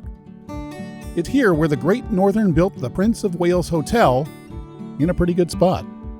As the name suggests, the hotel features British charm, with a high tea served daily. The hotel overlooks the town site of Waterton. There are a number of other hotels and tourist services in the town. The lake straddles the U.S. and Canada border. A cruise can take you to trailheads along the shore, and to the U.S. side's tiny outpost called Goat Haunt, if it's open. Other water activities are available on Lake Cameron, about 20 minutes away. Hikers have several options depending on your ability. The fittest should do the Crypt Lake Trail. It's a tough one, but amazing. This old hotel has just 86 rooms, so only the privileged few get to stay here, but all of us get to enjoy the view. At the opposite end of the comfort spectrum, you can reserve backcountry camping permits throughout Glacier National Park. You'll have to pack out what you pack in, and you'll have to secure your food from bears. But there is an easier way to stay in the backcountry. Remember I said early visitors stayed in chalets throughout the park? Well, 2 of them are still around. Granite Park Chalet is in a notch below Swiftcurrent Pass. The only way to get there is to hike. The easiest way starts 7 miles away at Logan Pass. You have to bring your own bedding, and you don't know who else is going to be in the bunkhouse with you, but it is drier than a tent. The other chalet has been recently resurrected. The original Sperry Chalet was gutted by a forest fire in 2017. It was rebuilt with the help of donations in time to accept visitors in 2021. The Sperry Chalet offers more conventional rooms and meals compared to Granite Chalet, and it's located in the Lake McDonald area. You can only get there on foot, your own, or on the hoof, if you book early enough. The trail starts out in the trees, but then there are a number of switchbacks. It's a long, tough hike to the new Sperry Chalet, which is perched in a clearing with a great view of the McDonald Valley. It's very difficult to get reservations for the 17 rooms. For 2023, they became available on the 1st of February. I forgot this fact, and I didn't check until about 5 o'clock. And by the time I did, they were all gone for the entire year. But I'll try again next year. Like I said, I prefer to stay in the park, but these days there just aren't enough rooms. They have to be booked months in advance and, well, they're just too pricey. At least the big lodges are. Some of the rooms are $650 a night. And that's a little bit too rich for me. And I'm sure I'm not the only one who can't afford that. So most of the 3 million annual visitors stay outside the park. This can be a challenge and pricey too, especially during the busy season. There are lots of places to stay in the towns west of the park, including on the high end. But there are also RV and tent campgrounds, and there are a few places in the middle that are perfect for me. But before we talk about my favorite place, the Mini Golden, let's talk about the east side. The Blackfeet-controlled east side doesn't have a lot of accommodations. There are a few small places near the St. Mary's Resort, one near Babb, and another near Duck Lake. There are a few places in East Glacier too, but not many. So until whatever this is going to be is built, there aren't many options on the east side. The closest airport to the park is about an hour west, in the town of Kalispell. There are lots of hotels and restaurants there. Further south is the Flathead Lake tourist area. It's the largest natural lake west of the Mississippi. And don't worry, this was shot in early June before things were ramping up for the season. Closer to the park, there's the towns of Whitefish and Columbia Falls. But my favorite place to stay on the west side is the Mini Golden Motel in Hungry Horse. It's just a few miles from the park's west entrance. I found it by searching Google Maps. I don't use booking sites because they take 10 to 20% of the take away from the small business. Because I have so much equipment, I prefer to stay on the first floor of places where I can back right up to my room door. It makes unloading and loading much easier. And there's an added bonus when there's no second floor. That makes the Mini Golden the perfect place for me. And besides, I like to support small businesses. The Mini Golden was built by a retired Navy man who was paralyzed by a drunk driver while on active duty. Today, it's managed by his daughter. Sadly, her handsome Malamute passed away recently. But yes, your dog is welcome too. The veteran designed 9 of the rooms to be wheelchair friendly. And for security, they even have a peephole at wheelchair height. This is one of the wheelchair friendly rooms. As you can see, it's big. It has a kitchenette, a nice sized fridge, and a dining table. And this really big bathroom. A wheelchair can actually roll right into the shower. It's in a handy location too. There's a grocery store right across the street, which made it easy to get provisions for my days in the park and to cook my own meals when I got back to the room. This was a great place for this minor filmmaker, but it was also good enough for international movie star Ewan McGregor. He stayed here while shooting a motorcycle road trip show. By the way, even the standard rooms are quite big and have 2 beds. I stayed for 5 nights, which gave me an idea of how most people experience the park. After a long day exploring and hiking, it was nice to return to a large temperature-controlled room with a fridge and a stove and working Wi-Fi. It turns out there are advantages to staying outside the park, and I'll be back to the Mini Golden. Well, that's about all I've got to say about the amazing lodges in Glacier National Park. Staying in them is a special experience. They're in great locations, making it easy to get on the trails, but it's hard to book a room, and frankly, they're getting too expensive for many. But if you can't get a room in the park, that shouldn't discourage you from going to Glacier. There are plenty of options just outside the park boundary, and I'm surprised to say, well, there's some advantages to staying off-site. Our next trail begins just a few yards from where the last one ended, in the Swiftcurrent Motor Inn parking lot. This time I'm going to take you on the Iceberg Lake Trail, which is one of the park's most popular. Probably because it's not too long and there's only a moderate amount of elevation gain. And it ends at a beautiful lake. Then I'll show you how to take this same trailhead to a much different place. The Ptarmigan Tunnel. After the falls, we'll take a trail to the right, and we'll go up a total of 2,400 feet. Then we'll go through a tunnel to this amazing view. The first time I did it was a while ago, but I'm using this footage because I learned an important lesson at the top. Bears seem to love this trail, as you'll see in the first video. The trail begins with a steep 200-foot climb until it meets the main trail. Take it to the left. You're now high enough to see the surrounding valley and its prime bear habitat. The trail climbs gradually, occasionally entering a grove of trees. But most of the time, you're above the trees, where there's nothing to obstruct the view of the valley. Hey, bear. When entering a grove, it's particularly important to make noise Coming through. as a standard bear safety precaution. This was the first day the trail was open after weeks of closure. This is bear scat. It's proof that the threat is real.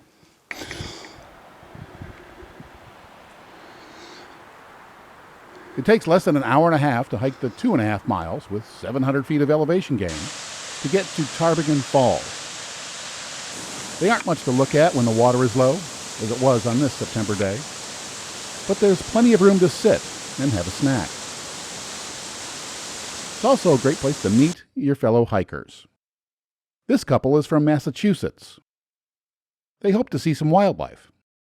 Where Susie finally got to see a grizzly. That was her goal. She wanted to see a grizzly. From a distance, we weren't Yeah, above. we wanted to see them from a distance. That's right, not up close and personal. They didn't know it, but they would soon almost get their wish. After the falls, the trail is in the trees. Pretty good, how are you? The trail on the right rises another 1,700 feet to the Ptarmigan Tunnel and the amazing view on the other side. Are you guys going to the tunnel? The trail to Iceberg Lake goes straight. After a few minutes, we saw a group heading back down the trail. Trees. I recognized some of them from the picnic area at the falls. Why were they heading back so rapidly? Some were nervously smiling. None would stop to tell me. I joined the retreat. Eventually, I did learn that a mama bear and 2 cubs were also using the trail. One hiker took these pictures and some video with a little point-and-shoot camera. Usually, bears will try to avoid humans. These blocked the trail and headed towards them. They got quite close. This is potentially a very dangerous situation. They were very lucky. The mama was only interested in teaching her kids how to find and eat berries. I and others had bear spray, but none of us wanted to have to use it. After several minutes of backtracking, we saw another group coming. The lady in orange is a trail tour guide, leading a group from the Boston area. We all felt that she knew best how to handle the situation. Then someone came up and said he saw the bears leave the trail and go up the hill. So we decided we could continue, but we did so as one large group. There is safety in numbers. Secretly, I'm sure all of us were checking out the others in the group, trying to determine who was the slowest, while at the same time hoping that an old joke wouldn't come true. 15 minutes later, in a clearing, one hiker showed us her photos of the bear. She was quite close to it. I've seen what happens when a bear attacks on this very trail, and it's not pretty. The victim I saw in 1994 struggled down the trail, covered in blood. This witness explains what he saw. I saw him. He has a deep laceration on the top of his head, one across the chest, one on the back. It would have taken the victim 3 or 4 hours to get to the nearest hospital by car, and by then it might be too late. So a helicopter was called. In the next week, he had to endure 4 operations, but he did survive. Youthful enthusiasm can be nothing more than naivete. This time, we were lucky, but the danger was real, and the trail was again closed the next day. The trail continues to rise very gently, and it never feels like you're climbing, until the last little bit just before the lake. The trail then descends to the lake. The bergs that gave it its name are long gone, but it's still an amazing sight. Including rest stops, it took about 3.5 hours to get here. The icebergs that gave the lake its name are long gone, but it's still an amazing sight. The lake is surrounded on 3 sides by 3,000-foot cliffs. Numerous rocks provide plenty of space for even our large group to spread out and enjoy the quiet of the place. I stayed for about an hour, taking photos and fending off squirrels. We again grouped up for the hike down. It took less than 2.5 hours. Recently, rules have changed to allow the carriage of handguns on the trails. One of our group had one, and I was glad for it. The Iceberg Trail is a popular day hike because it's an easy 9+ mile stroll. It's a great first day hike before taking on something a little more challenging. It offers a wonderful view of an alpine valley, and of course the amazing one-of-a-kind Iceberg Lake. The first 2.5 miles rises just about 700 feet until the Ptarmigan Falls. From there, the trail climbs another 1,000 feet in 1.5 miles to Ptarmigan Lake. The final push is a 600-foot, 1-mile climb to the tunnel and the amazing view on the other side. The trail is shared by the Iceberg Lake Trail, and the trailhead is located behind the Swiftcurrent Motor Inn parking lot at about 5,300 feet. The footage from here hike to Iceberg Lake, because I used a better camera. The steady climb is mostly out of the trees, with nice views of the surrounding mountains. The area is frequented by bears who make noise and practice other bear safety precautions. The temperature was in the 40s, and the sky was threatening on this early September day. One of my favorite things about hiking in Glacier is the tree line is pretty low, and you're often hiking above it. So here you get to see the mountains, not just a bunch of trees. The trail does go through a few groves, and in one of them there was some bear scat. If you haven't seen bear scat before, you need to know what it looks like. Big pile of bear scat. This pile is a bit old, so hopefully the bear left the area. This was the first day the trail had been open in weeks because of bear activity. It was closed the next day for the same reason. And if you see bear scat, be alert. These folks were heading to the Iceberg Lake, but now they're retreating because a mama bear and 2 of her cubs were using the trail. I got this footage from a hiker who got out of the way and shot some phone footage of the bear family. This footage was responsible for closing the trail the next day. Bear activity frequently closes this trail, so if it's open, do it, because it might be closed tomorrow. The bears were seen heading safely into the woods, so the group turned around again and headed back to Iceberg. The first leg of the trail ends at Ptarmigan Falls, and here they are. And in case you're wondering how long it took a 50-year-old man to get there, Ptarmigan Falls took an hour and 2 minutes or so to get here. Well, the falls are nice, but not spectacular, especially when the water is this low. But it's a good place to have a snack and rest before the steepest part of the trail. Not far from the bridge, there's a side trail with a signpost pointing to the Ptarmigan Tunnel. The Ptarmigan Trail goes to the right and up the slope. And I knew this was going to be a tough hike. It's 2,300 feet up from the trailhead. So on this leg of the journey, I decided to take the lightest camera I owned at the time. It wasn't a very good camera, so I shot some stills too. The weather kept changing, and while there were clearings, much of the trail is in dense forest, which makes it easier to surprise a bear. And after about an hour or so, I was well above tree line and in a cirque. There was also a hole next to the trail, which was recently dug, probably by a bear. Here's some of the bad video of the cirque in Ptarmigan Lake. It was drizzling and getting colder, and one reason I'm showing you this shot is just to point out how quickly cameras have gotten better. The camera used here isn't that old, but it uses an obsolete technology called videotape. Today, cell phones have much better cameras. And the switchbacks may look like they're cut into a sheer cliff wall, but they weren't too bad. It took only 20 minutes to climb the remaining 600 vertical feet to the tunnel. Here are my first impressions. Okay, 2 hours, 48 minutes. Heart rate 119. It was 140 so when coming up this hill. Last bit is 600 feet of up. There's the switchbacks in the trails. Not fun. Started out 5.2 miles that way. Started raining at the bottom of the lake, or halfway up the lake. There's the tunnel. It's cold, it's raining. It's cold, it's raining, I'm here. Tired. But the view's not bad. You know, it's not bad. I'm not sure it's worth all this effort, but I've finally been here and I've done it. My disappointment wouldn't last for long. This is the tunnel. It's only about 60 feet long. And the day before, it was occupied by a bear who was using it as a shelter.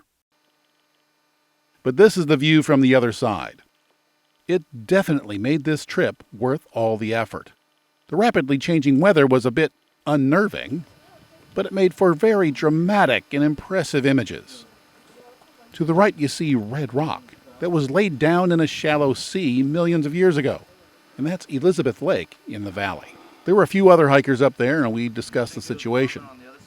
While I was talking to one of them, I looked down, straight down. Then I quickly snapped several pictures, and it's a good thing I did, because a few minutes later, the clouds had moved in, and visibility dropped to near zero.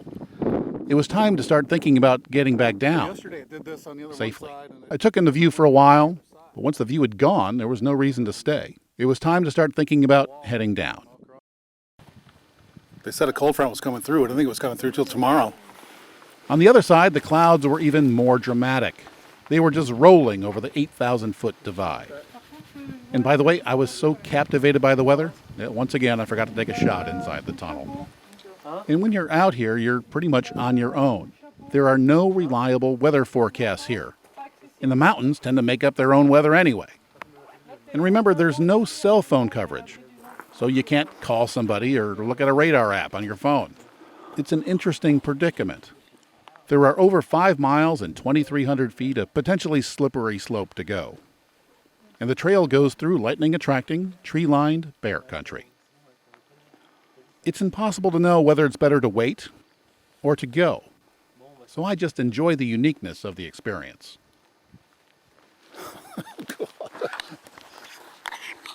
It really was quite amazing. Then I had a snack and was about to head down. It's sleeting pretty good. Cold fronts come through. When it started to sleet. Those people just came down. If it continued, it would be a rather slippery descent. So once again, I had to decide, do I stay or do I go? Well, I decided to go. 45 minutes later, I was 1,300 feet lower. It was raining, and this is what I had to say. It's 36 degrees. I'm fogging up. About 1,000 more feet down to go, about 3 miles or so, maybe 2. It's pretty cool but now. It was kind of scary before. And after the rain came the fog. The video camera kept fogging up, so I switched to the still camera again.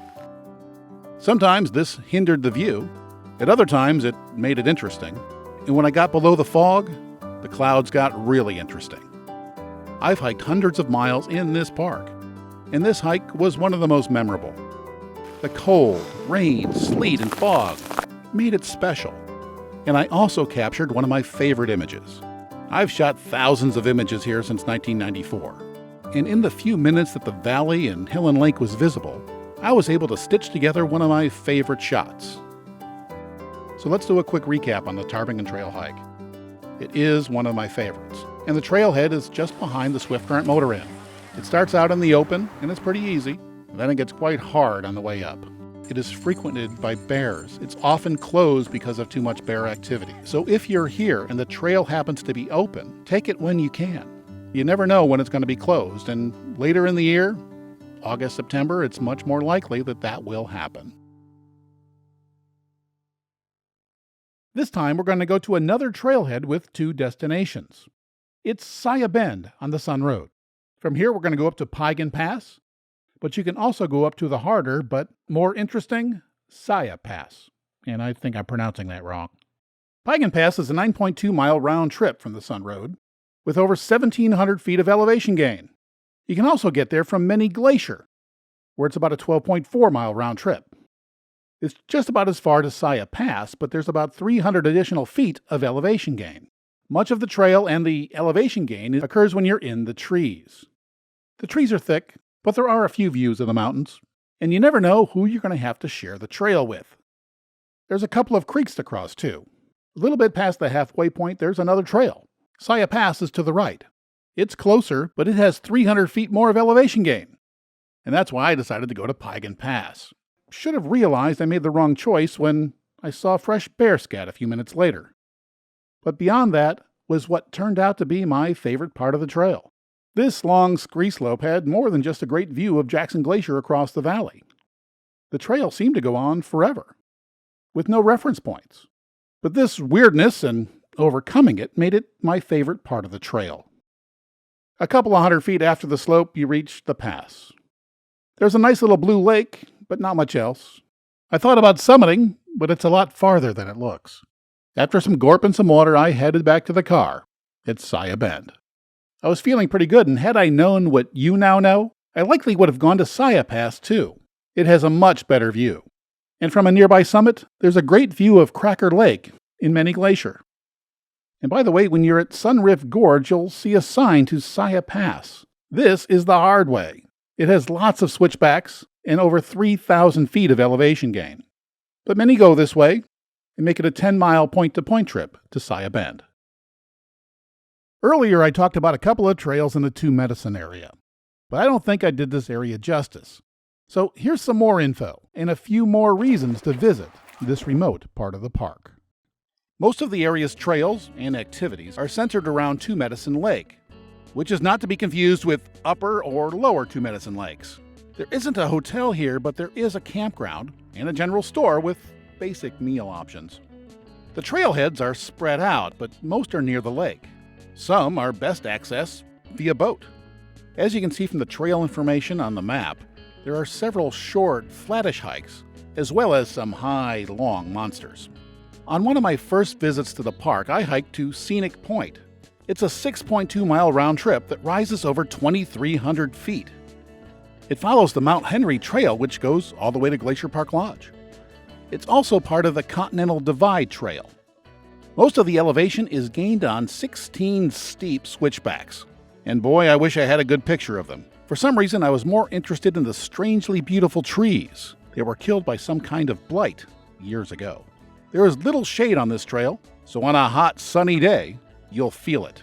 When stopping to catch your breath, and you will need to, there's a nice view of Two Medicine Lake. But at the top, there's a commanding view of the plains to the east.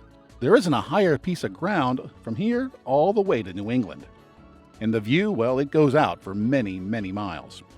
For me, one of the most memorable parts of the trail was the hike down. The switchbacks are so steep that I was almost running down them. Slowing down enough to take a turn at a switchback or two was quite difficult, and I certainly didn't have time to take any pictures. If I were to do this trail again, I'd definitely use hiking poles. Sometimes after a few days of tough hiking, it's nice to take an easy one, especially if it's cold and rainy. On such a day, I decided to go to Twin Falls. It's 3.8 miles from the campground, but only about a mile when you take a boat across the lake. No matter how you get there, there's only about 75 feet of elevation gain. I bought my ticket on this 40-degree day, and it was a pleasant ride across the calm lake. Just about all of this trail is heavily in the trees. There are a couple of trail junctions, so follow the signs to make sure you go to the right place. This is the falls. Or is it these are the falls? Anyway, there they are. They're not spectacular, but it's not a bad way to spend part of a rainy afternoon. The more interesting thing was one of the guys I recognized from the boat decided to take a dip in the near freezing water. While waiting in the shelter for the boat to return, I asked him why he did it. So you're the guy who jumps in all the lakes in the park. Yeah. I swam in the one at Many Glacier Hotel yesterday. And why do you do such a thing? There's no showers in the park. That's not true. The bigger campgrounds, like the ones at Swiftcurrent, they have showers. From the boat drop-off point, you can go to other places too. No Name Lake is less than 3 miles away, but there is about 800 feet of climbing involved. And on the way, if it's not too cloudy, there's an interesting rock formation called Pompeii Pillar. No Name Lake feels remarkably remote for such a short hike. It has a couple of backcountry campsites too, which can be reserved at the Two Medicine Ranger Station. Another destination you can go to from the boat dock is the Upper Two Medicine Lake. It's accessed from another connecting trail, and it's just slightly farther away at 2.2 miles. There's backcountry camping there too. Two of the most spectacular passes in the area can also be accessed from this boat dock. Dawson Pass and, well, I can't pronounce that, so you'll just have to read it, can each be accessed from this trailhead. If you don't use the boat, it's just under 7 miles to each pass. Or you can combine them in a 16.9 mile loop trail with a net elevation gain of 2,450 feet. But the views up here are really nice. Most people take 2 days to do the 17-ish mile loop. And I'm not an expert on overnight trips, so if you want to do this, go to the hikingglacier.com website for more info. Before you get to the main parking area, there's a short trail that's good for the whole family. Running Eagle Falls. The trailhead is on the main road, just after you cross the bridge. It's just a 0.3 mile stroll to a nice little waterfall. And there's one more trail I think that's worth mentioning, and it's called Cobalt Lake. This can be an over 11 mile round trip, but there's only 1,400 feet of elevation gain. And on the way, you might want to stop by Rockwell Falls. It's one of the nicer falls in the area. So to sum up, Two Medicine is a little out of the way, and it has some great high country trails and several waterfalls. It's less likely to be as crowded as some of the other areas, but it's a good idea to check out a ranger station for the current road status and parking status in Two Medicine before you drive the 60 to 90 minutes to get here from Many Glacier, St. Mary, or West Glacier. By the way, the drive on the east side of the park is quite nice. It's twisty with a great view of the plains. And in a couple of spots, your cell phone may even work, and that's pretty rare in Glacier. There's one more part of the park to talk about, the North Fork. Here you'll find remote trails, beautiful lakes, off-the-grid homesteads, rafting, and surprisingly, a pretty darn good off-grid bakery. We're going to head up the North Fork Road towards Polebridge, and then beyond to Bowman Lake. You have to take a private vehicle to get there. You can get there from outside the park via the North Fork Road, but we're going to head out from the Apgar town site on the western edge of Lake McDonald. The 11 miles of Akamas Road is surrounded by forest of different ages. A series of fires over the last 20 years are responsible for a diversity of flora and fauna. The well-maintained park road has the highest speed limit in the park, 45 miles per hour. The road ends at a fork in the road, just outside the park. Turn right to join the graveled North Fork Road. It roughly follows the contours of the North Fork of the Flathead River. There are a few turnouts along the way. This one has an info sign describing the benefits of forest fire to the ecosystem. Pass fire made it easy to see the river. As this was shot in late August, there was little whitewater. Local outfitters provide transportation and guide services for what is surely a most memorable trip. After 30 or 40 minutes, you come to a bunch of old homesteads. This area was settled more than 100 years ago, and there are still a few who stay here year-round, even though they are well off the grid. The power lines stop about 20 miles back. Today, there's a few ranches, a hostel, a few cabins, and the main attraction, Polebridge Mercantile. It's been a going concern since Bill Adair hand-cut the timber fort in 1914. His original house is next door. Today, it's the Northern Lights Saloon. The nearby clearing holds the rustic hostel, with both dorm-style and private rooms. There are even a few cabins. The kitchen and outhouses are shared. And you can even rent a canoe. Solar panels provide much of the power. A generator provides the rest. The Merc was once a general store. Since 1991, it's been an off-the-grid bakery. All the items are baked fresh on site, by a staff that lives on site. Of course, t-shirts and other souvenirs are available. The place has changed little, and the handcrafted construction is on display. It stood up well against over 100 years of harsh weather. It's open year-round, but in winter, only 3 days a week. The road to Bowman heads north, past the saloon. Back in the day, this was a residential street. Most of the home sites are long gone, but you can see evidence of the old buildings, along with past forest fires. About a mile later, the road turns right to cross a bridge over the North Fork River. Almost immediately, there's a ranger station, indicating we're about to re-enter the park. From there, the park road gets rougher. A couple of yards after the park gate, there's another fork in the road. Go to the left for 14 miles, and you'll end up at the beautiful Kitla Lake. We're going to go to the right, and in 6 miles, we'll be at the equally nice Bowman Lake. The single-lane track is twisty with many blind corners. We're going only about 15 to 20 miles an hour. As a precaution, I honk the horn on particularly blind corners to alert anyone heading in the opposite direction. Once you're at the Bowman Lake parking lot, which also, by the way, fills up often, there are several trails to choose from, including the 12.8-mile loop to 3 hikes, including the picturesque Quartz Lake. Around here, the trails spend a lot of time in trees. Into Quartz Lake, it goes up and down over 2,500 feet, so you'll need to be in shape to enjoy the remoteness of this trail. From Bowman Lake, there's another hike that's even higher. You can hike up 3,000 feet to Numa Lookout. This trail is 11.2 miles out and back, but it provides a great view of the area. There's also a more moderate hike to Akoka'ala Lake, if that's how you pronounce it.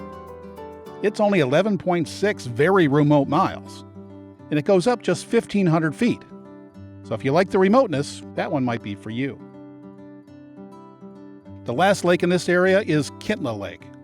The road from Polebridge to Kitla Lake is another rough one. It'll take about 40 minutes to travel just 15.7 miles. But this is another beautiful lake. The trail follows the shoreline, and it's basically flat. I ran into a big pile of bear scat once I got here, and, well, frankly, I turned back. Took it as a bad omen. Others take it 29 miles all the way to Goat Haunt, camping along the way.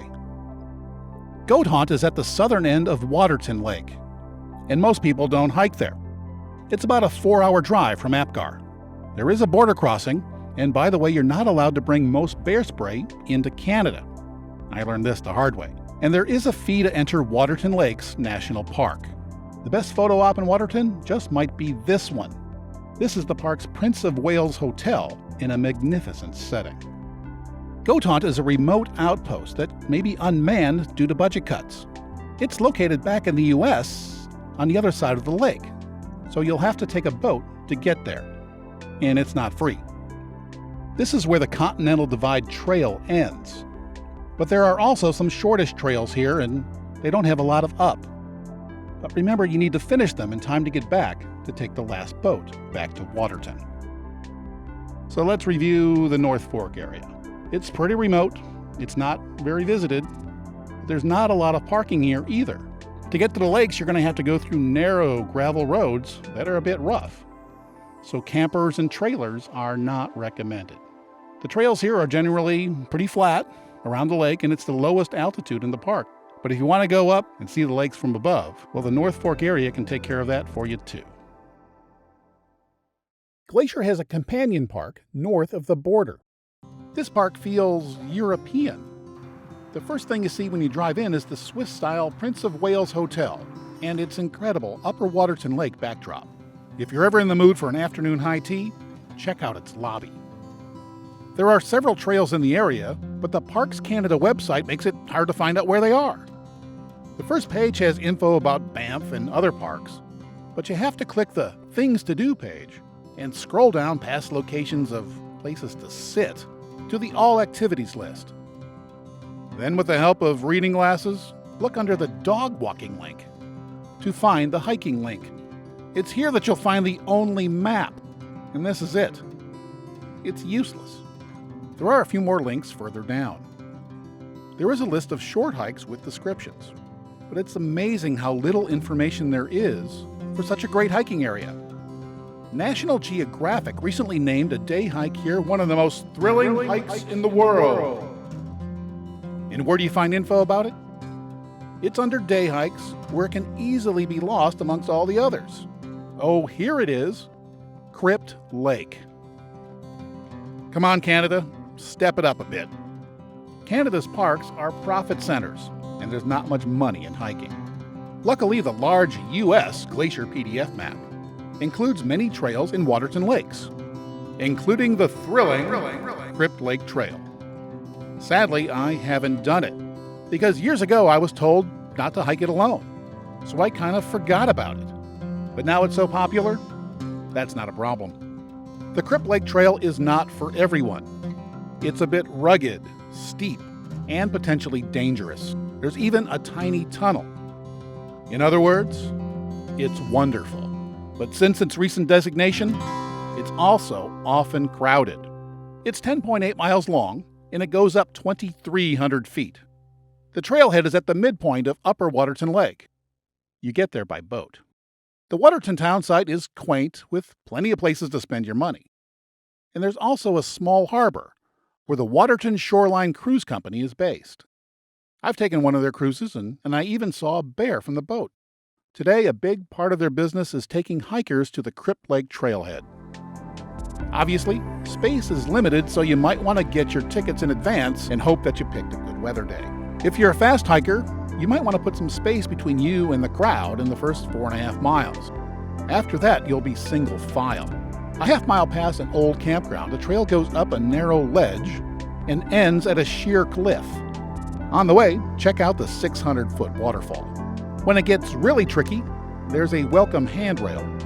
At the cliff face, an 8-foot stepladder provides access to a 60-foot natural tunnel that's too small to stand up in. This is a popular selfie spot, so there might be a bit of a delay here. Then there's a stroll down to the lake. And this is Crypt Lake. It's a pleasant place to rest after this amazing crossing, while thinking about how lucky you are to be able to hike back on this thrilling trail one more time. So, how do you get here? Well, Waterton Lakes is about an hour's drive from St. Mary via the Chief Mountain Highway. That means it's 3 to 4 hours from Apgar on the west side. The border crossing is not open 24 hours a day, so late-night crossings require an even longer drive. And the road is closed in winter. Yes, Glacier's Companion Park is a bit out of the way. But if you have the time, it's well worth a trip, even if you don't do one of the most thrilling hikes in the world. But if you do the trail, keep in mind that this level of activity is not for everyone. You need to be in good shape before you get here. Medical services are quite limited, and you're at least a couple of hours away from a major hospital. And also remember that this park belongs to nature. We are the intruding visitors. You can't do a video about this park without talking about glaciers. And believe me, I wish you could. The issue generates lots of hateful comments from those on both sides of the issue. So this time, I'm not going to mention Milankovitch cycles, ice core CO2 data, or interglacial periods. I'm just going to say that when the Little Ice Age ended in the 1850s, there were about 150 glaciers in the park. Today, there are 26. I've been going to the park since 1994, and I've seen the changes. On my second trip in 1995, the ice on Grinnell Glacier was thick enough to form an ice cave. That's no longer the case. In 1997, I hiked up to Grinnell Glacier with Al Gore's group. I spent a few hours chatting with the environmental advisors of both Gore and Clinton. By 2005, there were only 27 glaciers left. And the experts? Well, they decided all the glaciers in the park would be gone by 2020. The park put up info signs to let everyone know. The national media told the world. And the publicity? Well, it helped increase visitation by 50%. By 2011, the park was down to just 25 glaciers. And the expert predictions seemed to be right. But Mother Nature knows more than experts. The glaciers inconveniently survived 2020. And the glacier count is now 26. Yep, the park gained one back. One of the great things about the park website is it has great historical photos. This was Grinnell Glacier back in the day. And here it is today. When it receded, it revealed more evidence of our changing world. These are stromatolite fossils. They are 1.4 billion years old, if you believe the science. And if you believe the world is only 6,000 years old, please don't write hateful comments. Anyway, these cabbage-shaped fossils were built by cyanobacteria, which is a blue-green algae. They formed in shallow tropical seas, when the continent was much nearer the equator. which means this mountaintop was once a tropical beach. When these formed, they were the most sophisticated and dominant species on Earth. They took advantage of the Earth's atmosphere, which was rich in CO2 and had very little free oxygen. These creatures changed that. They consumed the CO2 in great numbers, and their waste gas, their pollution, was actually oxygen. And they polluted the environment with a gas that was toxic to them to such an extent that they were no longer the dominant species. But that enabled more complex creatures to develop. Getting back to the glaciers, yes, in the last 150 years, they have been receding. But for the foreseeable future, you'll be able to see several of them and even hike to one in Glacier National Park.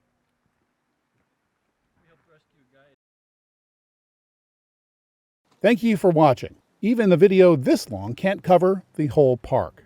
That's why I've made several other videos on the park. The 50 Hikes in Glacier video, well, it's a great resource for repeat visitors. And my What to Know Before You Go video is great for first-timers. I try to make my channel a resource for outdoor lovers, so hit the subscribe button and check back often, because I make new content to help keep my subscribers up to date. Thanks again, and don't forget to hit that like button.